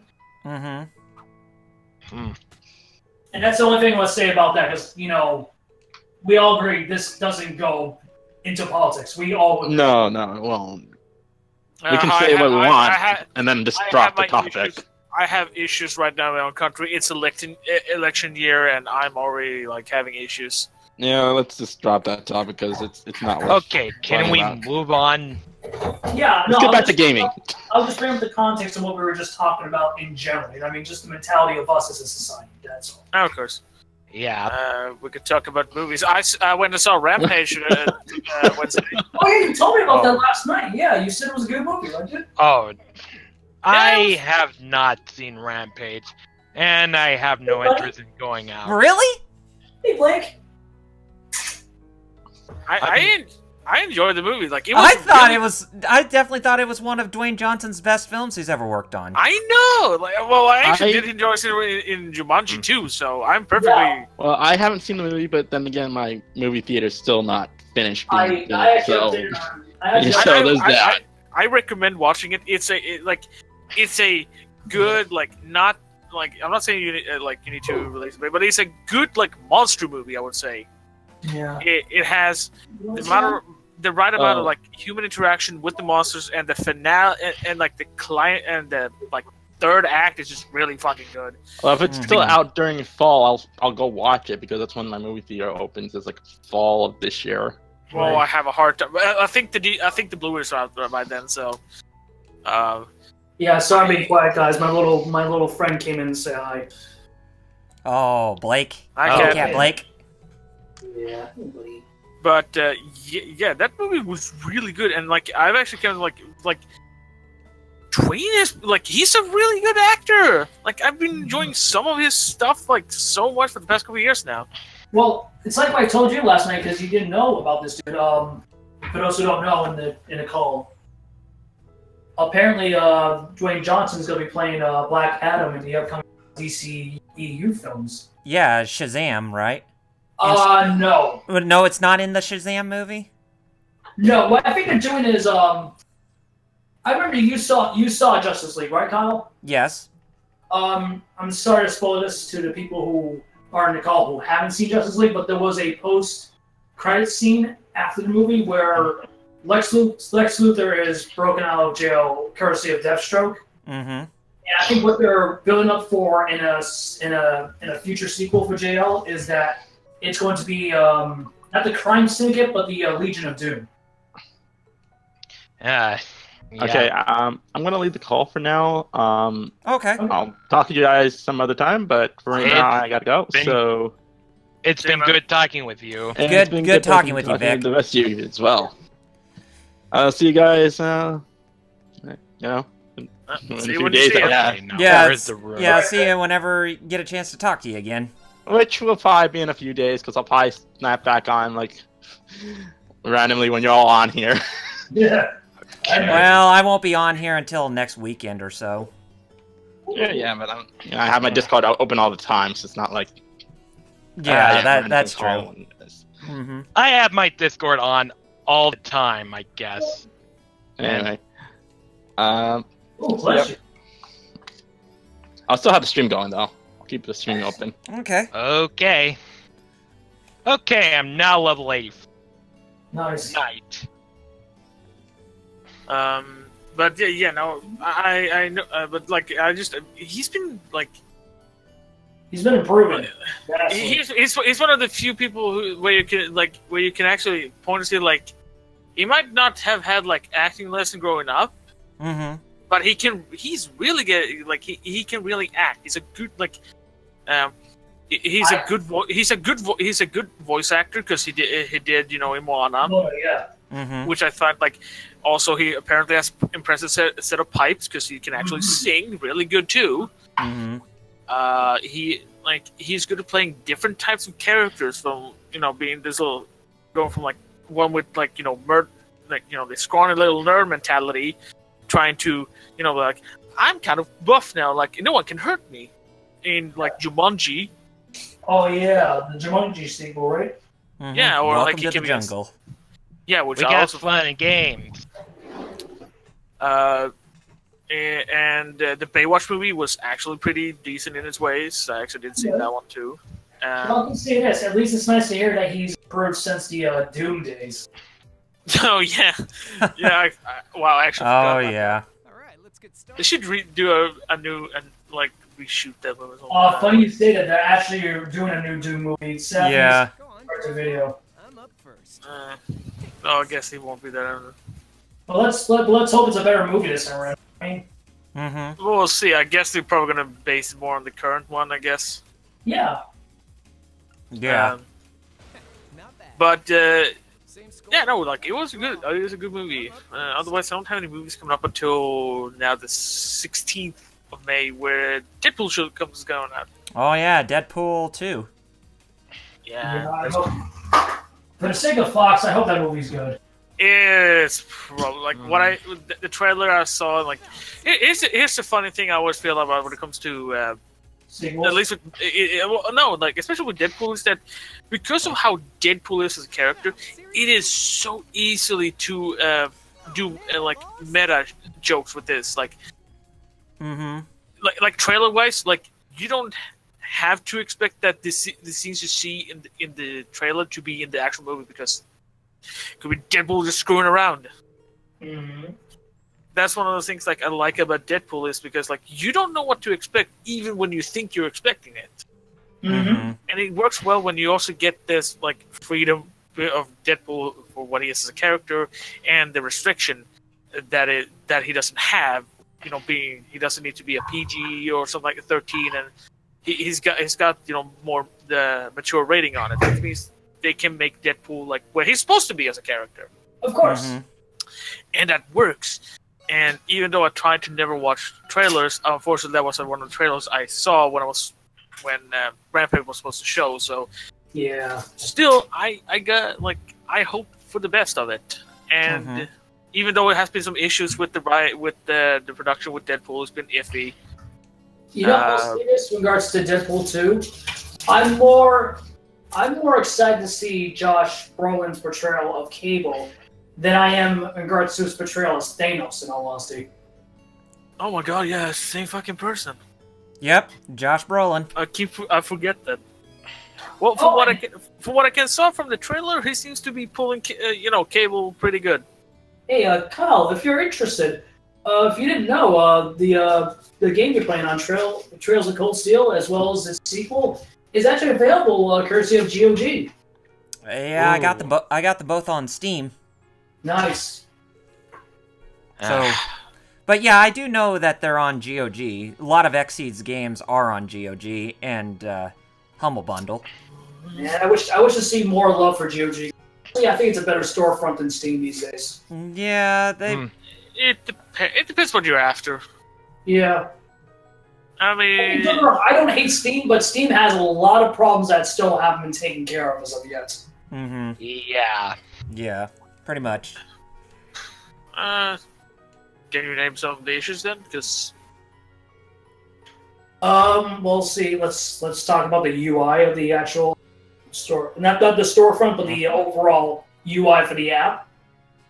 I guess I rarely use the app, so yeah. Also, the fact that it only takes 3 hours for you to get a refund, and instead it should be the usual 14-day period you get for a pre-order.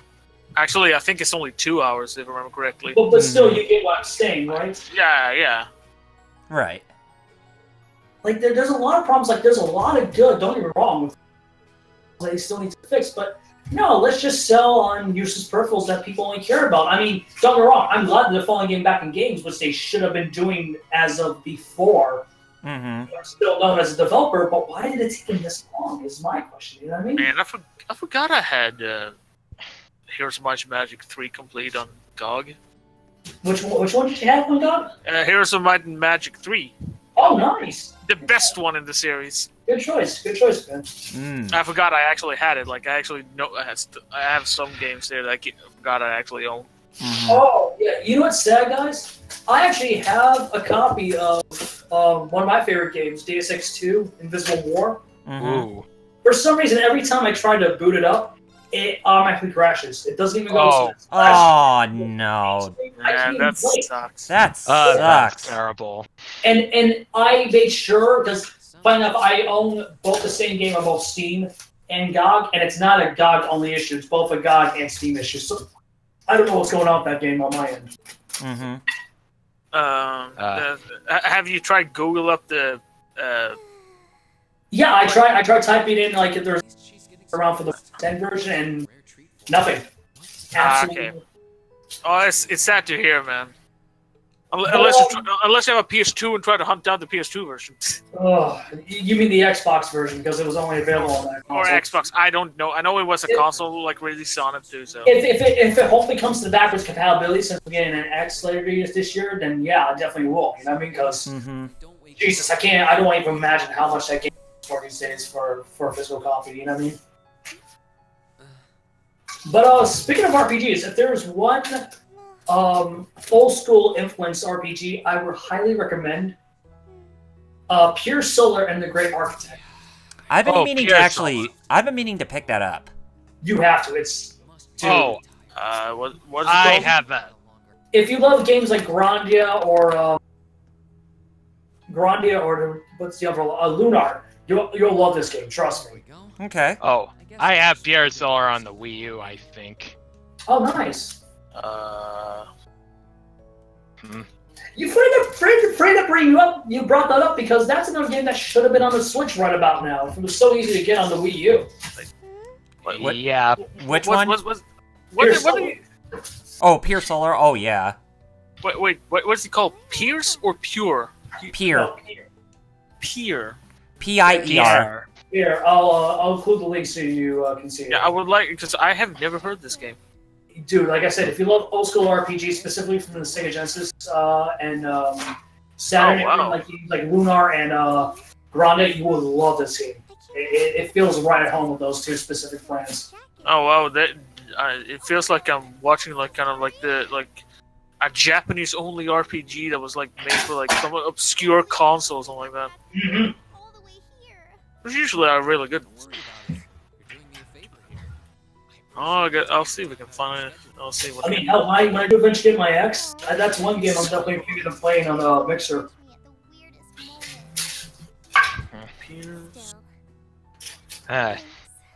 Because there's no way in heck I'm streaming on YouTube gaming.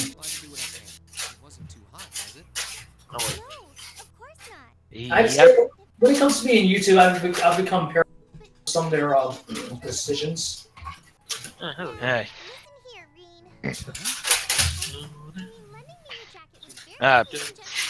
Pretty much. I'm. Oh, wow, can even. Wow, they even have two versions, 16-bit and HD version. Mm-hmm. Wow. I would totally play this. Oh, you know which game I'm really looking forward to here, even though it's a remaster. Shenmue 1 and 2. Yeah. Oh. I mean, I should probably play them on my goddamn Dreamcast. I have the physical copies of them, even though it cost me like combined probably like $140, something like that. I gotta get Square credit, not Square, Sega credit with the upcoming re-release for the game, because it's $40 for the package that comes with both games. It's gonna have both English and Japanese voice tracks, and really, the one thing I really like, it's not only gonna have the classic control scheme for the first two, but it's gonna have a more modernized control scheme for the re-release. You know what? That's that. If you want to talk, that's something I would give at least. Oh, I apologize. Stop quoting. It's $30. Well, digital. Well, that's something I at least want to give at least credit to. Majority of the companies who do re-releases. Unfortunately, I cannot give that to Nintendo. Because it's been the first time in a long time I can say that Sega does with Nintendo. Yeah, make re-releases and actually make them more fair in price. Like, I like Nintendo, but come on, guys, you're releasing Skyrim as a full as an actual would be $75 game. Oh, let's go even one step beyond. How about their own properties like Donkey Kong Tropical Freeze being a full $60? Yeah, or if you could say the same thing about Hyrule Wars, I know that's gonna be a full. There's gonna be a full one too. Wait, really? Probably because again, that's understandable. Wait a minute, what game? The Hyrule War Definite Edition. Oh, yeah. It's a high chance that is gonna be a full price game too. Because again, this is the same. Again, I do enjoy when Nintendo does things right. At least with the current general with the Switch going on, and the choices they make, it's been going the right way. Although I don't know when it comes now with the current presidential switch in the company. We will see what that is going to happen. But one thing I still don't think I can ever give credit to Nintendo is their pricing. Right. They still have an issue with that, and it's not only that. I remember even when the Wii U was out, if you wanted to get a copy, a used copy of Mario Galaxy 2, it was still around in the goddamn $50. Yeah. And I was like, come on, guys! It's not that this game is rare. It was a different when I found the Metro Prime trilogy on the Wii U. That is a more a rare find than anything else, if you ask me. That one cost me around, I would say, $80, $85. But I was like, that's totally worth it because that is a steal for how rare it is. But re-releases. Well, I gotta say, you know what? Since we're talking about steals, I love having freaking Amazon Prime because you know how much I got the aforementioned Shenmue 1 and 2 remake for Xbox One for? What? $24. Mm-hmm.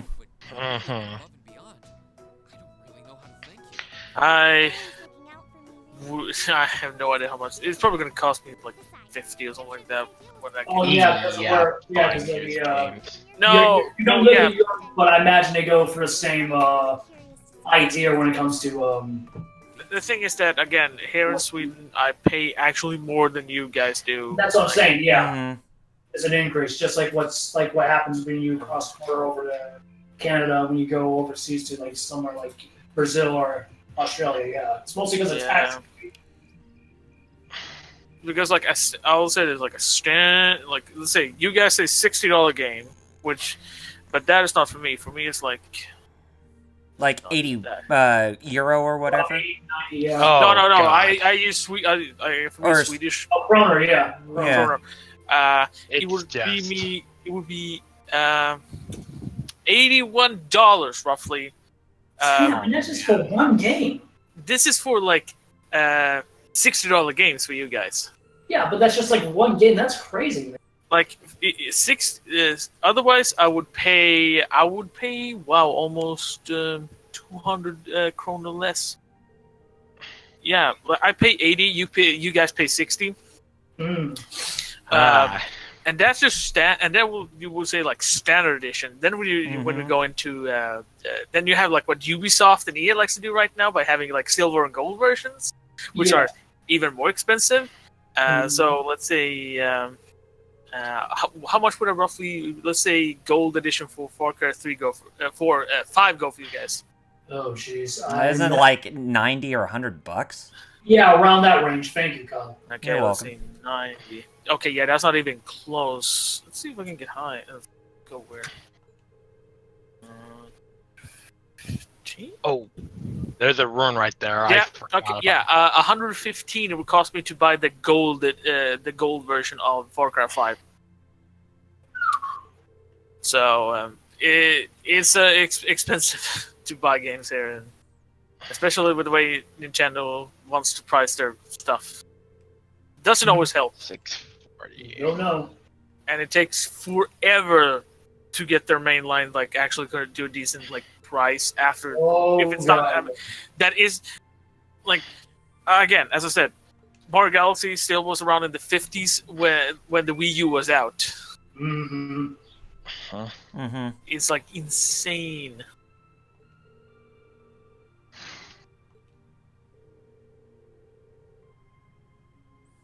Oh yeah, I don't know, because Alex was with me last night when I was streaming Doom, but for some reason I don't know why, because it's never happened.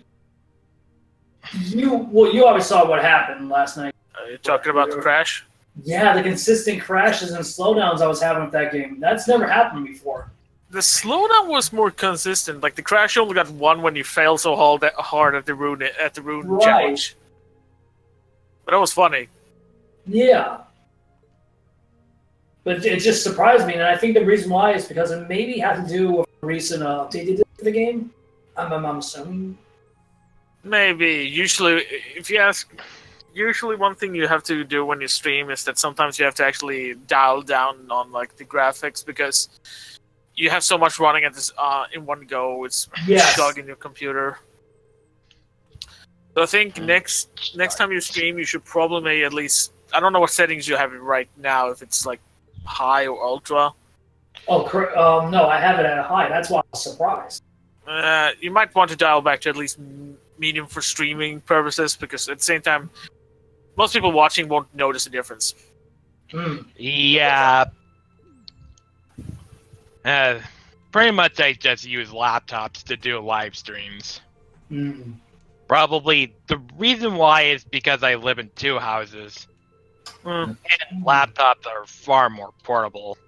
Of course. And easy to use. The only thing is that laptops aren't even as powerful as these desktops. I mean, if I'm very stationary, I would probably buy myself build a computer, but I'm not gonna bother.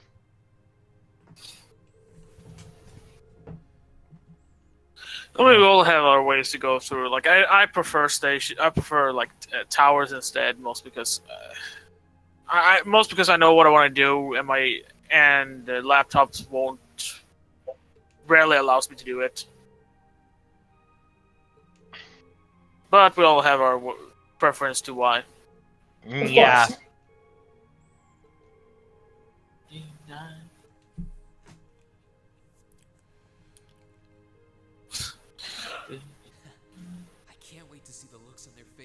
Okay. Sorry if I'm being quiet. I'm watching some in-game dialogue right now. No, it's cool. Man, That's why you have us to, to counter the filler of the game. You know what I mean? Yeah, I suppose. Well, I guess some people I know when I play with Omega Mario, he usually wants everyone to be quiet during cutscenes. So we all have our. For me, just like if you wanted to watch a game, like if you wanted to either play the game yourself or watch a silent let's play. Have you ever managed to reconcile with him after his little outburst? Oh yeah. We're cool. We're super cool. We're back to all the things like. That's it's like good. It never happened. It's like it never happened. That's good to hear, because I definitely want him to be a part of our E3 livestream festivities. Don't worry, that's been water under the bridge for months. Yeah, it'd be great if we had you. Hopefully we can get Carlio to come on this year, since he's been, Who? Carlio? Oh yeah, I talked to him earlier today. Actually. Oh really? How's he doing? He is finishing up on his studies, so he has prepping for prepping for graduation. I think something like that. We don't really talk much about what he's doing. More like hey, what have you been up to? And yeah, because I usually see him playing Final Fantasy XIV online quite a lot. Oh yeah, he is still heavily addicted to that game. Mm-hmm. What? Right now, he plays Monster Hunter every now and then. So if I catch him on, we usually play a couple of hours. Yeah, so. Definitely talk to him and see if he'd be interested in wanting to join the Geek Fighters for their streams on E3 this year when it comes to June. He probably will be. I'll get in touch with him and when I can. And FlameChocobo, if you want to, you're more than welcome to be a guest on any of the streams, whatever 2 or 3 you wish to be a part of.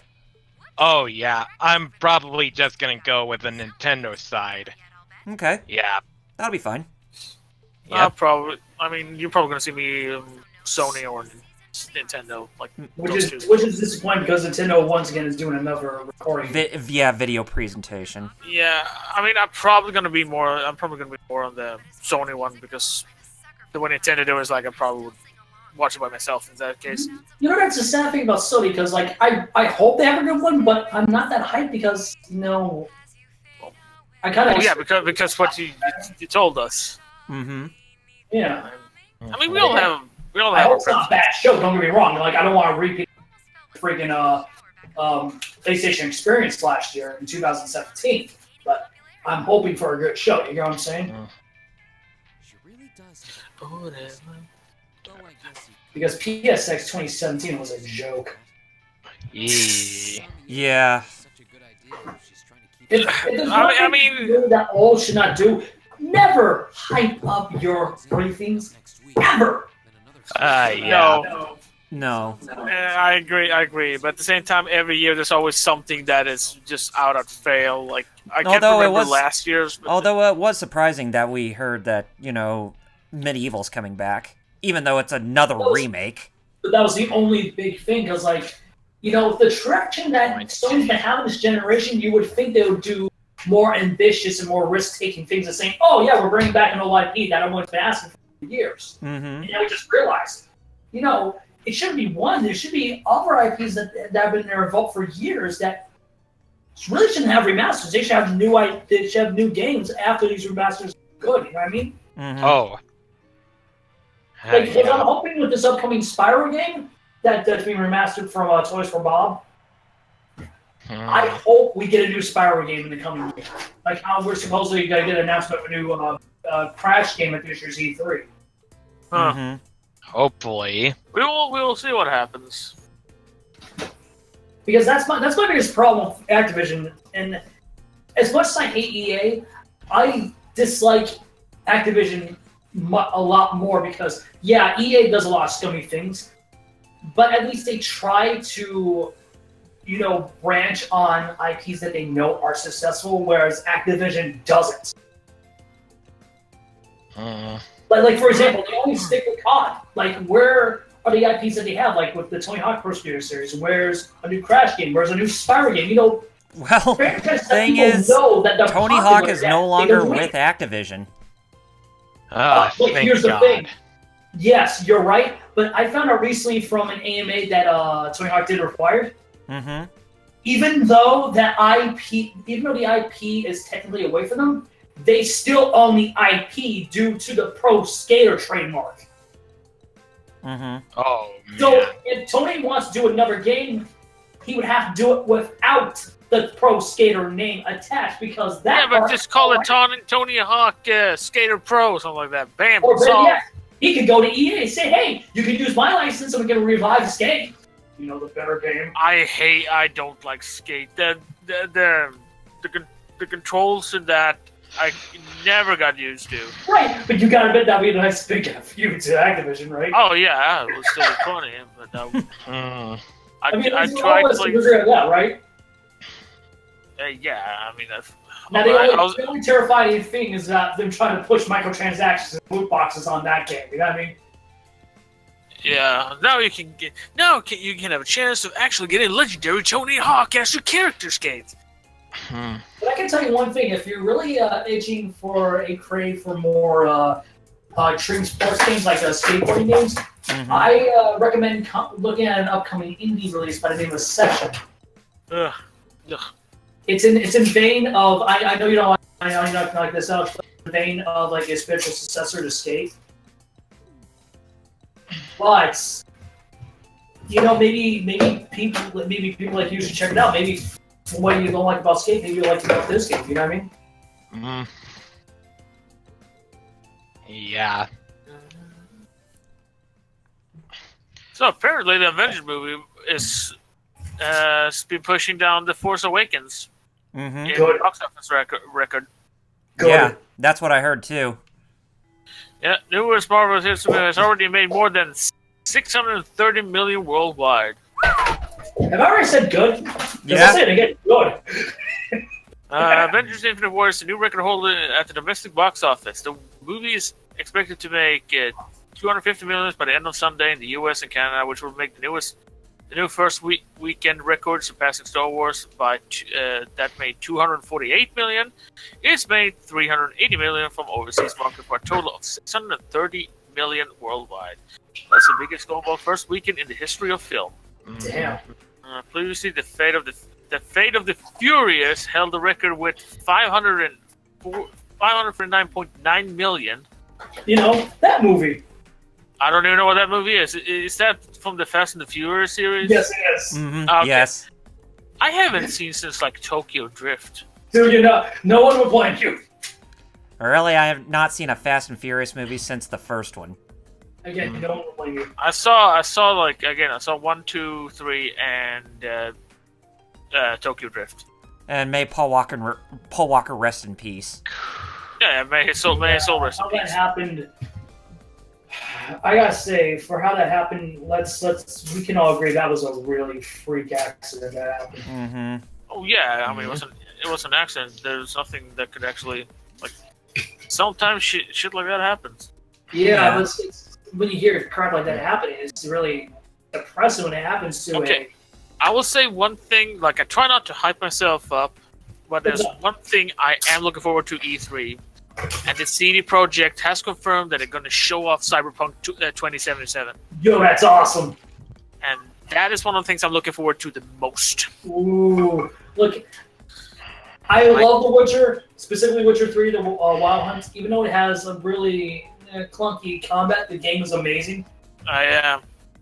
I'm always looking for a Cyberpunk game. So, not only we're going to see that, but see more footage of the last night at Microsoft's briefing. Mm-hmm. I hope this is finally the year that 2018 is the revival of Cyberpunk. Let's go. Come on. That would make me hyped. You know what I want when it comes to aesthetic with punk in it? I want steampunk. You would think, right? Here's the I always the worlds usually revolve around steampunk being like, you know, giant airships traveling the world. Where there's, it's like, I feel like that is such an underused world setting that is like, why is it not a thing? Like the only game I can think that did something close to it was what was that? Fate of Resonance, something like that. Resonance of Fate.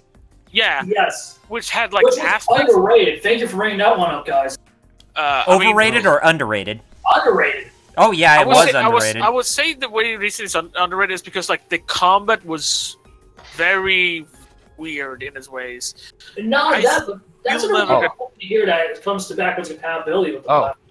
What platform is that on? Xbox. Xbox 360 and PS3. Really? I thought it was a 360 exclusive. No, Resonance of Fate, it was both on At the time, 360 and PS3.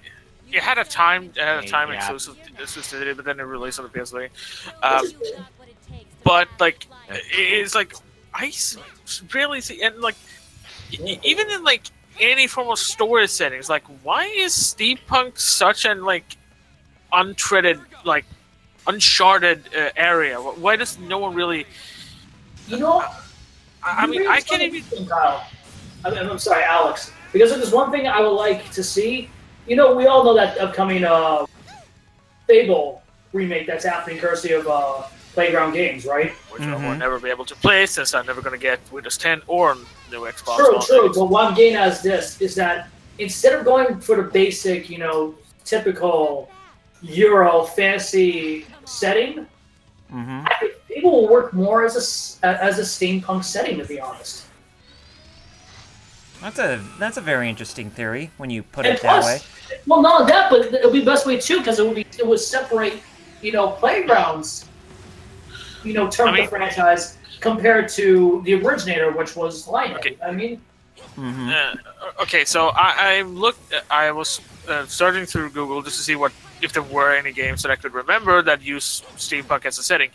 And what I'm seeing here is the more grittier steampunk. I want more like of the, like, you know, more like open, like landscape type. Yes. Because this is one. This has like the 8 best steampunk games you should be playing.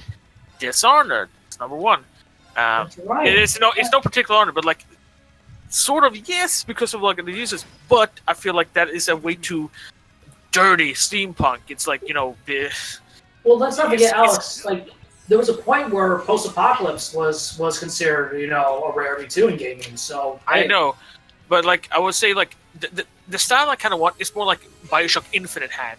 I definitely get that. Now we freaking amazing. That is, I'm just saying, like if you want an example, like I wanted in those way BioShock Infinite had is like, but instead of being just in us area, like the entire world is based around it. Using airship to travel and stuff like that, but it still has some, like, you know, fantasy aspect to it. That's the type of stuff I want. Go there. And that is something like I can't really recall games that had it. Like, according to this, like to such stretch, I would say, like apparently Final Fantasy VI counts as steampunk. Yes. Yeah, I see that. I said, like, to some stretch, I see that too, but like, which is, I guess, would Small be considered steampunk? Yes, it would. Yeah, Final Fantasy VI. Yeah, I mean, it uses it uses machines. It has air balloons as ships instead of like propellers, because you have like the yes, to a certain extent, I would say, but it's not as. It's not super part of the world as it. It has tones over it. Yeah. But still, like it's a setting that once again I say, like, it's not developed like as much. There has so much you can do about it. Cyberpunk, there is a lot of, especially like I mean, kind of like if you want to go for current times, you have oh my god. Now I dropped the name of the game. Oh. Shadowrun. Yes. Shadowrun. Funny enough, the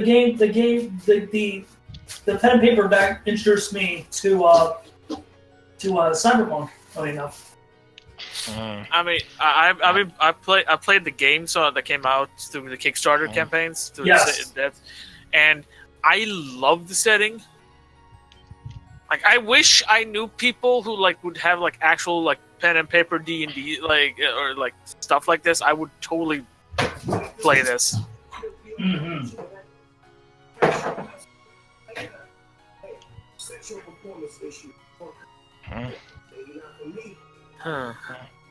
Anyway. But no, I'm glad you brought up Cyberpunk. I mean, Shadowrun Returns, because that is a great game, and I would really recommend anyone playing that. Shadowrun. Yeah, I agree. Not only that, but speaking of Kickstarter projects, I'm really looking forward to the inevitable release of a Wasteland 3 later in the year. Mm-hmm. Oh, and anyone interested, courtesy of PC Gamer on Twitter, you can pick up the first Witcher game for free, courtesy of God. Although, if you ask me, I would not recommend it. True, but it's just like, hey, you can't go wrong for free game. No, of course, free game is free game, but like, just expect headaches during the combat.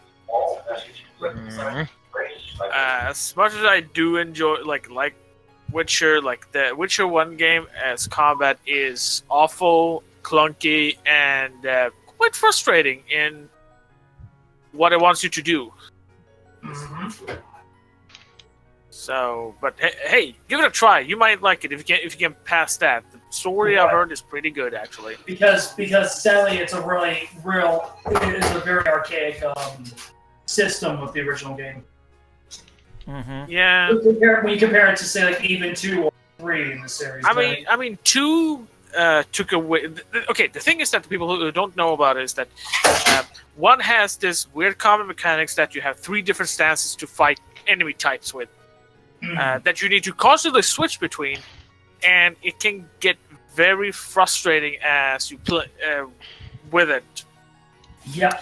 What 2 did was it stripped away that one by instead of having like time, like you were supposed to time your button presses with sword swings and stuff like that. That kind of fixed it a bit, but it wasn't really as the combo didn't flow as well as 3 did. 3 refined the entire to at least work with how it, the world is. Mm-hmm. Do. Yeah. So, how's the game going on your end, Kyle? What? How's the game going on your end? Alright, I'm about ready to wrap up for the day. Cool. Oh. With my live stream segment. Oh, as for me, I'm still level 88. Oh, nice. And it's only 7:01. Maybe I'll just go for 1 more hour. Yeah, it's and then I'll call it a night.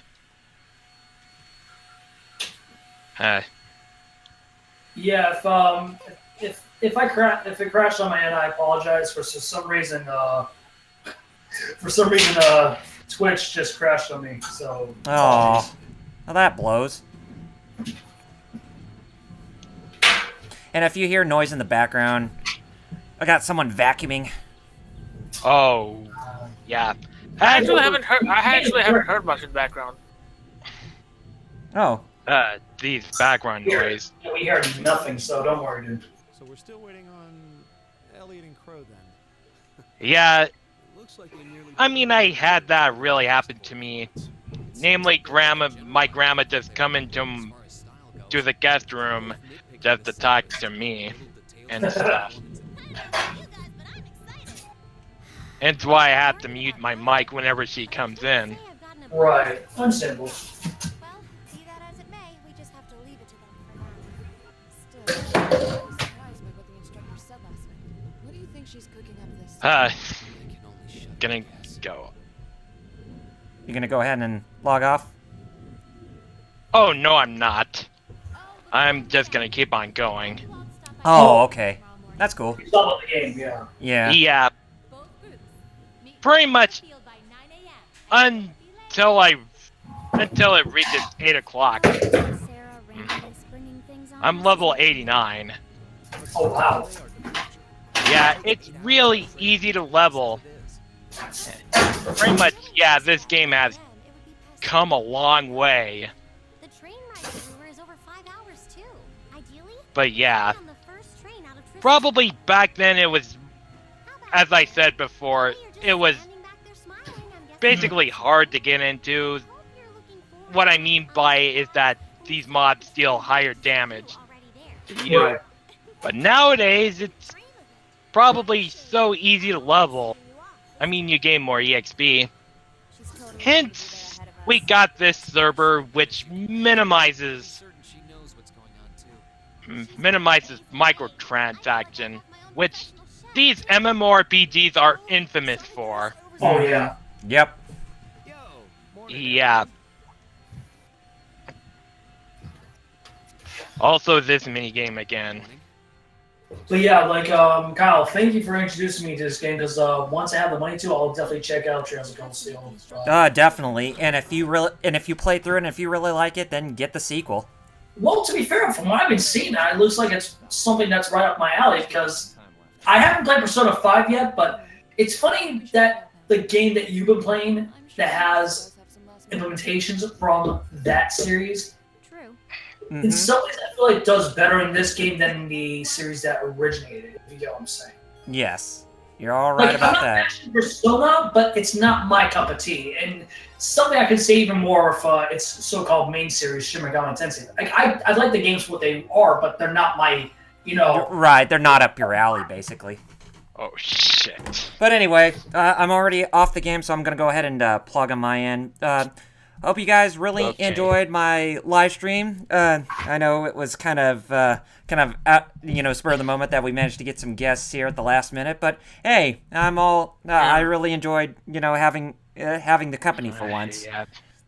And nice. FlameChocobo, I want to say thank you so much for being a part of my stream and for me being a part of yours. I really had a lot of fun with you today, and I want to say thanks to 16-Bit Jeff and TheBadGamer, as well as RvBVic, who appeared halfway through the stream to bring in more of good conversations and all. But but it's getting late on my end, so I'm going to have to go ahead and start plugging right here. If you guys like what you see, then be sure to hit that follow button right above the video player, so that way you're subscribed to me. Well, not necessarily subscribe, but following me here on Twitch, so that way you will know when I go live, and when I go live, you can be a part of my streams with talking in the chat and all that. And if you guys like my content on YouTube, then my logo is right below the video player. So if you scroll down the video player and see my logo that's enlarged, it will directly take you to my YouTube page, which is youtube.com/RRPGReviews. I do reviews, retrospectives. I archive my streams that are here on Twitch into my YouTube page, and you can also see that I also do 2 cents videos, which are now called side quest videos. But side quests are on the back burner for right now because I'm currently working on my Final Fantasy retrospective with Episode 9, which covers all the games of Ivalice, which I mentioned so many times.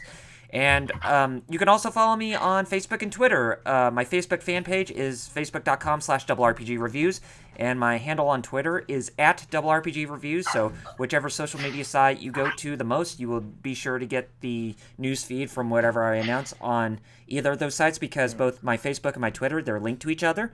So like I said, you'll get whatever I announced on both ends whenever you go on to those sites.